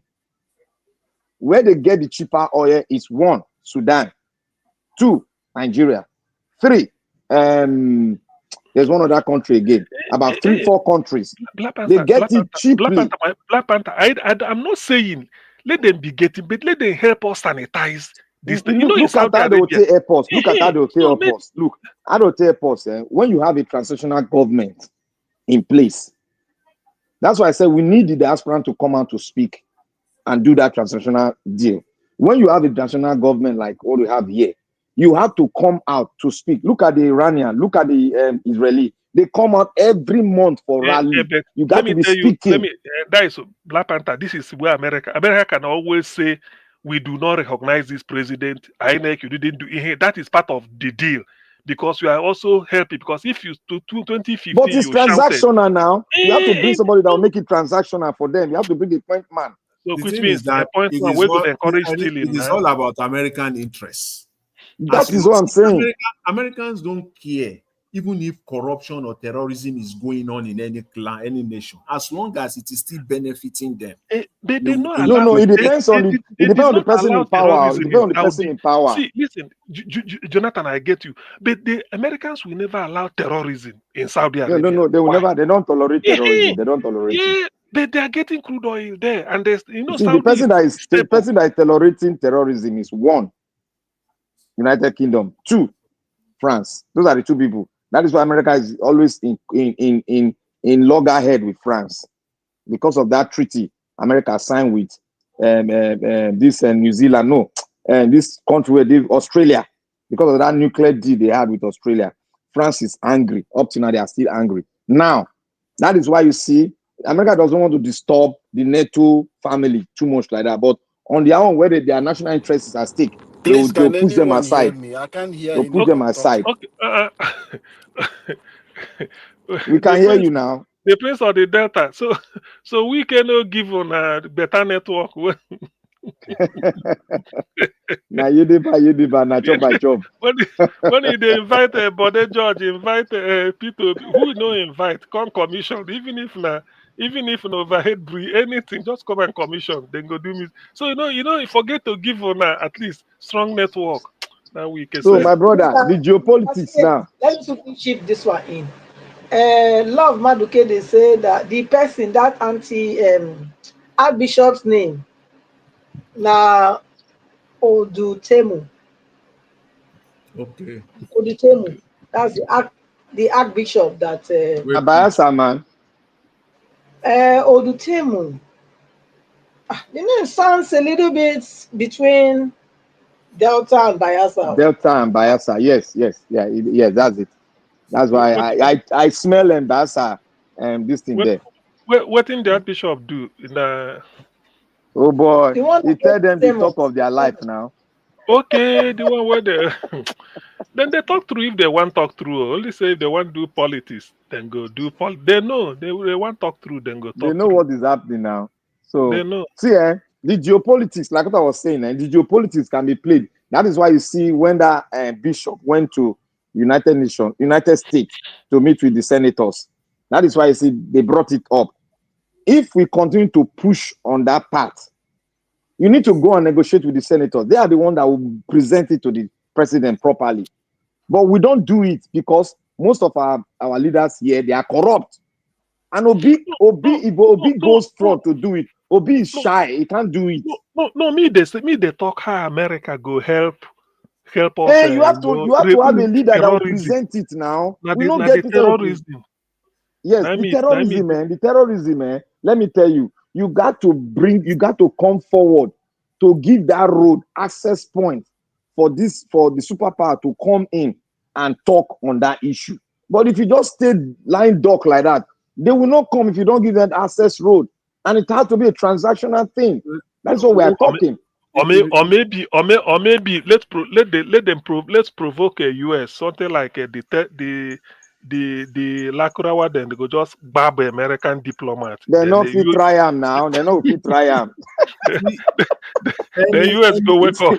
All I know is that any system that is still thriving, like Nigeria, America has a positive stake there. It's still favoring them. No, it's favoring them. But you can make it favor them more. I know say make it no favor them, but make it be win-win because terrorism now we poor people in they deal with. They know they deal with them. So if you help us terrorism, you go they get your crude oil as you they get them, no problem. But make terrorism no disturb us from going to farm and all those nonsense now. Assuming we have somebody like Abiola, the late Abiola. We forget this thing easy now. We forget this thing easy. But nobody waiting Dave Abiola time there now. Anyway, no. I tell you say, assuming we get somebody like Abiola, a posture like him, that doesn't get influenced by all these petty corrupt people in Nigeria, all these politicians, he would have been able to walk in straight into the White House and meet with the president. He have access because it's their person. They'll sit down, talk on. Even to tear down to two, they will tear down to two. Okay, this is the transaction. If we get our own part of the country, this is the transaction we're going to put down. We go agree now. All we want to, we don't. You say now only oil if you make you free. Now only oil if you get mineral resources from. We have other things. Yes, the ancient any Western power, the thing where they go get from Nigeria, Boku, is too much. E So many plenty resources, now. uranium, lithium, Uranium so day, many everything day. What you lithium, want oceanite, now they so disturb on many. ourselves. So Okay, look, Saudi Arabia. They want come on for oil now. They go renewable on they want go renewable side now. They are building a new city where no go power by you know go use oil to power them. And we are just Egypt Egypt don't they build do their and own. Egypt don't build another city. No Egypt don't power build their own. And like by gas, by oil. Egypt own a desert, now it surprised me. You see, They plant you see. trees inside desert. So No, you that see, they're coming towards the Sahara, coming down south to the Sahara. Now there they bring their capital. You know, go be Cairo again. That's why Egypt no one participate in this Gaza thing. They are very you know careful. where they put the city. You know where they put that city. Now that place where the Gaza guys they pass into Egypt. Now they very close to that place. Now the city there. That portion where it go Arabian side, where the UT they blow. Now that portion they take. Where it come out for Arc of Africa, the back of Africa. Now that they take. You know what thing they surprise me? When they say Nigeria they're strategic, not because of anything, but we get resources, we get human being. Yet, plenty. Yet, plenty. They know The human resources is enough, self. They know the two take interest in us. Okay, it's the way America took interest in Saudi stabilized, took interest in Qatar. Look at where they are. Why can't they take that kind Dr. interest? CM, you forget say they divide Africa as a portion. You don't forget the thing they do. So now Britain still get Nigeria till Now tomorrow. Britain still get Nigeria now. You also know now. You know go 1 point. Because it is a generation thing now. Because the thing is so disturbing. Look at the way of countries We around need us. to. You know what we need to do?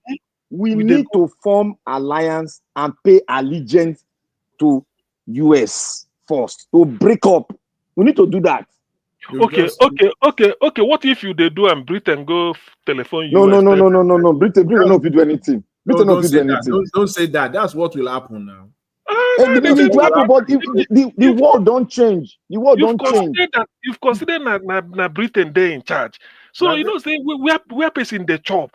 If you want okay, look at France now. France is very close to US because of the Second World War. You know what happened? The role France paid. And you know the gifts France gave to America.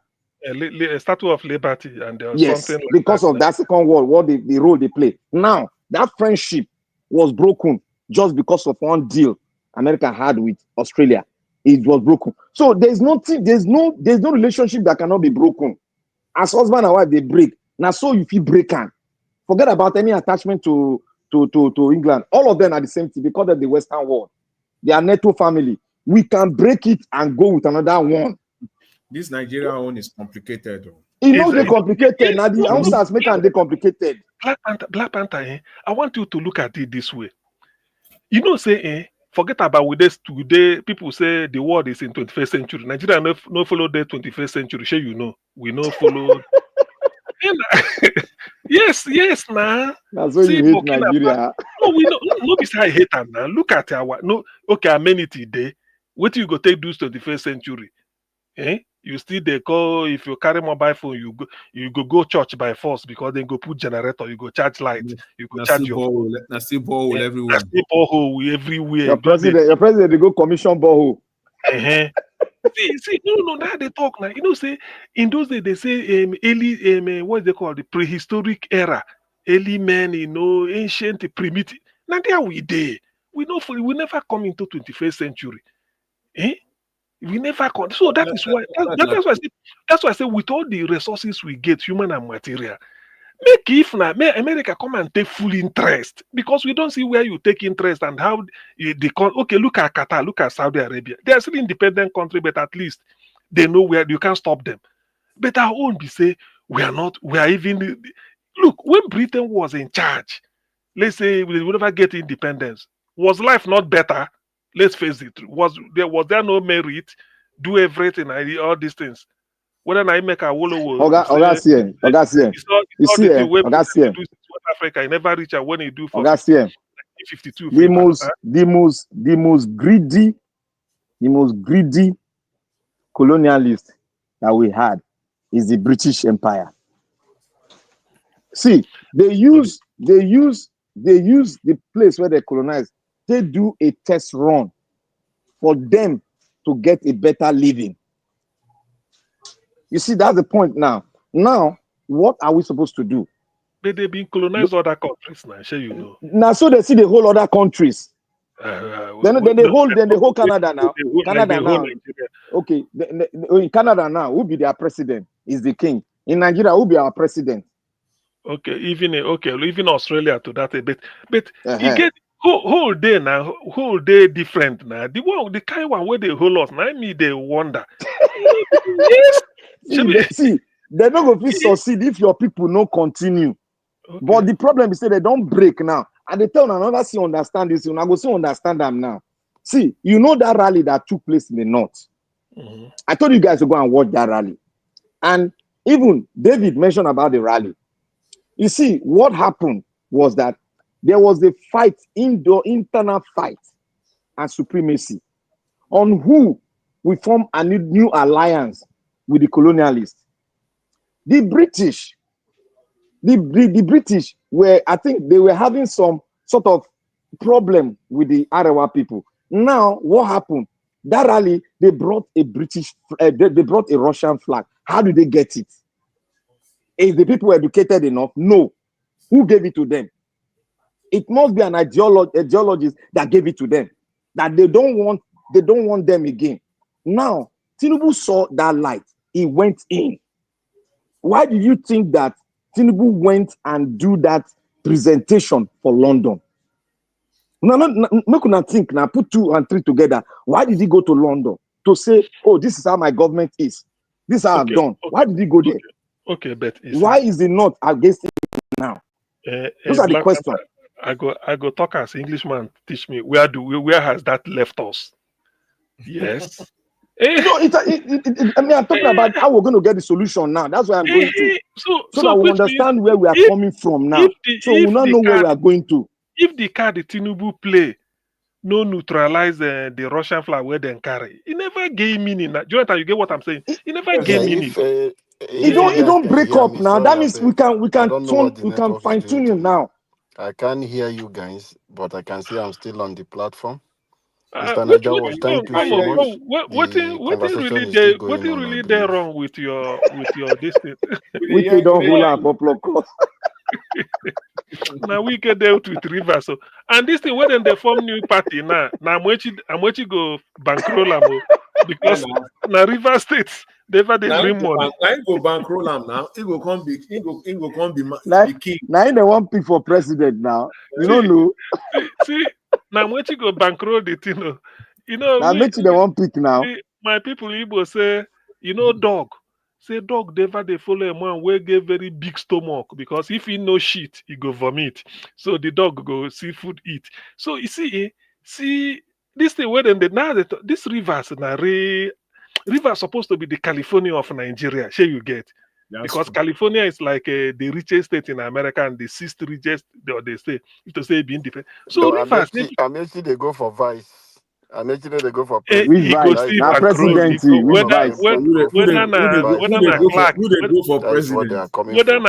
president, whether na Clark then go give Amechi, na him go bankroll. Because now from Rivers State, Rivers get large, they get deep pocket. Upon the thing where we can deal with them, Fubara con one they know they learn their lesson at all. At all. They know they learn their lessons. At all. I don't understand. No, you see, our what is the name? Our dream nation. We know we are just random thoughts, but there's sense in what we are saying, because Fubara came with the intention that he go quieten things, use and develop rivers, which is good, which is what even me want. We care there Abuja still they put eye because Abuja know they bring returns. That one I just know it. The real thing now from rivers. Now where Amechi, that's why they quickly go recruit Amechi into this what they call them alliance or whatever. So that Amechi go the balance weekend. If we get there for APC, Tinubu go there. Rivers get money, sha. To be I agree.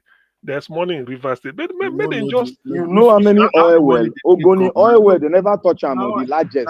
now oil now crude. Now crude where then they steal. Now it be the money where they get. it's Now true. crude oil, unaccounted for. Unaccounted for, yes. People will just come with vessel. They will just load crude oil there. Go. They will provide security, everything. They will just load the crude oil. But you get something, only that Nigeria sometimes, only that if you want to flex muscle with America, like Abacha wanted to do, when America they move Nigeria should be a pariah. They deal with Sani Abacha because of June 12th election. They don't want to revalidate. Babangida hand over to Abacha. I mean, Shoneko ran away. Then Shoneko, the Abacha elbow him. Now, America begins to say there are load crude oil there. They will provide security. It's true. Anyway, well, it's true. No, to be honest, we sympathize with. To me, they sympathize with the people of Rivers State because now their money, they are really since all the late started it. When you go bankroll and Yaradua, you know work. They use Jonathan replace them. After that, Amechi say over he must. No. Now we can first start. He go bankroll Tambua. They be like dog where they hope for truth. And then they agree they won't follow.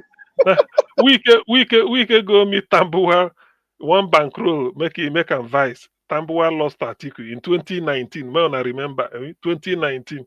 Then Amechi say, is that because Amechi there with Buhari as the director general of in campaign. Now in bankroll Buhari, then we can go there bankroll Tambua. It didn't no work for primary. 2023, he repeated himself again. We can went to article. Head on, make it. See, money they reverse state, sha. Money they. Nah, I don't have to. Only that they don't apply it. Money they. So they don't apply it. They don't apply money they. There's no state because not them now. Now then they bankroll everything. This one where they don't carry now we make me laugh tire. We verse, we verse the entire skin. Say all these PDP, I will show them who I am. We go start to round up now. So that when Mr. Ed is going tomorrow, he will also come again. Okay, now true. Niger Watch. We really thank you. Niger Watch, we thank you, boy. I don't know whether I go with sleep. Patricia, thank you so much. Thank you. If not, I saw a guy CM a black part laugh for the whole thing. Yeah. After you don't go take coffee, you enjoy yourself. But with the young things, right? You know, people they enjoy. Go see comment as people they not be only us, not only us we go to see, but comment section. Today was supposed to be my off day. Black Pata Suma, not to let that happen. Now, Mr. You message we go bring topic where pass person. Ikechuku say Akwa Ibom get money pass river. Okay, thank you. We'll talk about who get money pass tomorrow. Okay? Mr. Jonathan, go and sleep, my friend. They bring another topic. They come here another episode. I know that PS3 where they play. Now they enjoy for fun. They call it Keshuku. Me when for start third episode. Anyway, money they but they don't they bring now. Now the one where they bring now we know. Can you go to bed, please? Yes, I could go. Good night. Thank you, everybody. Now God will bless you. Now. Thank you, Madam Patricia. Labo, thanks for handling the platform. I appreciate you. Thank you, Black Panther, my brother, Mr. Jonathan. Thank you very much, CM. Thank you, sir, for coming in. And those of you that call into this platform today, Madam Deborah and many others, God bless you all. I appreciate every one of you, those of you that supported the channel as well. Madam Peggy Monday, Mr. Johnson, Emmanuel, and Angie Deman, God bless you all. I appreciate you all always. Mother of all, Mommy Diaspora, my mother, God bless you, Mommy. I appreciate you always. And I love you so much. Thank you very much, Abu Azim, my lovely brother. I appreciate you always. Thank you so much, everyone. Write down the comment section. Mike Organ, Amaro, HD, Mike Kechuku, Tony Africa, and Patricia is also there as well. Love Manduka, and Tony Ola. Thank you so much, everyone. God bless you all. I would like us to end the show right now. It's been a long day. Normally, 4 hours for Sunday. This one now plan work for Black Panther and the people. But nevertheless, my people, I go bless you now. Help us to press on the like before you leave. And I'll see you guys again. Fingers crossed tomorrow. Now you plan on now. You try. See, everybody don't go sleep. Now only you know my sleep now. They play game here now. Okay, thank you. Good night, Oga. Good night, Oga. I go see for game room. God, I go bless him. Good night.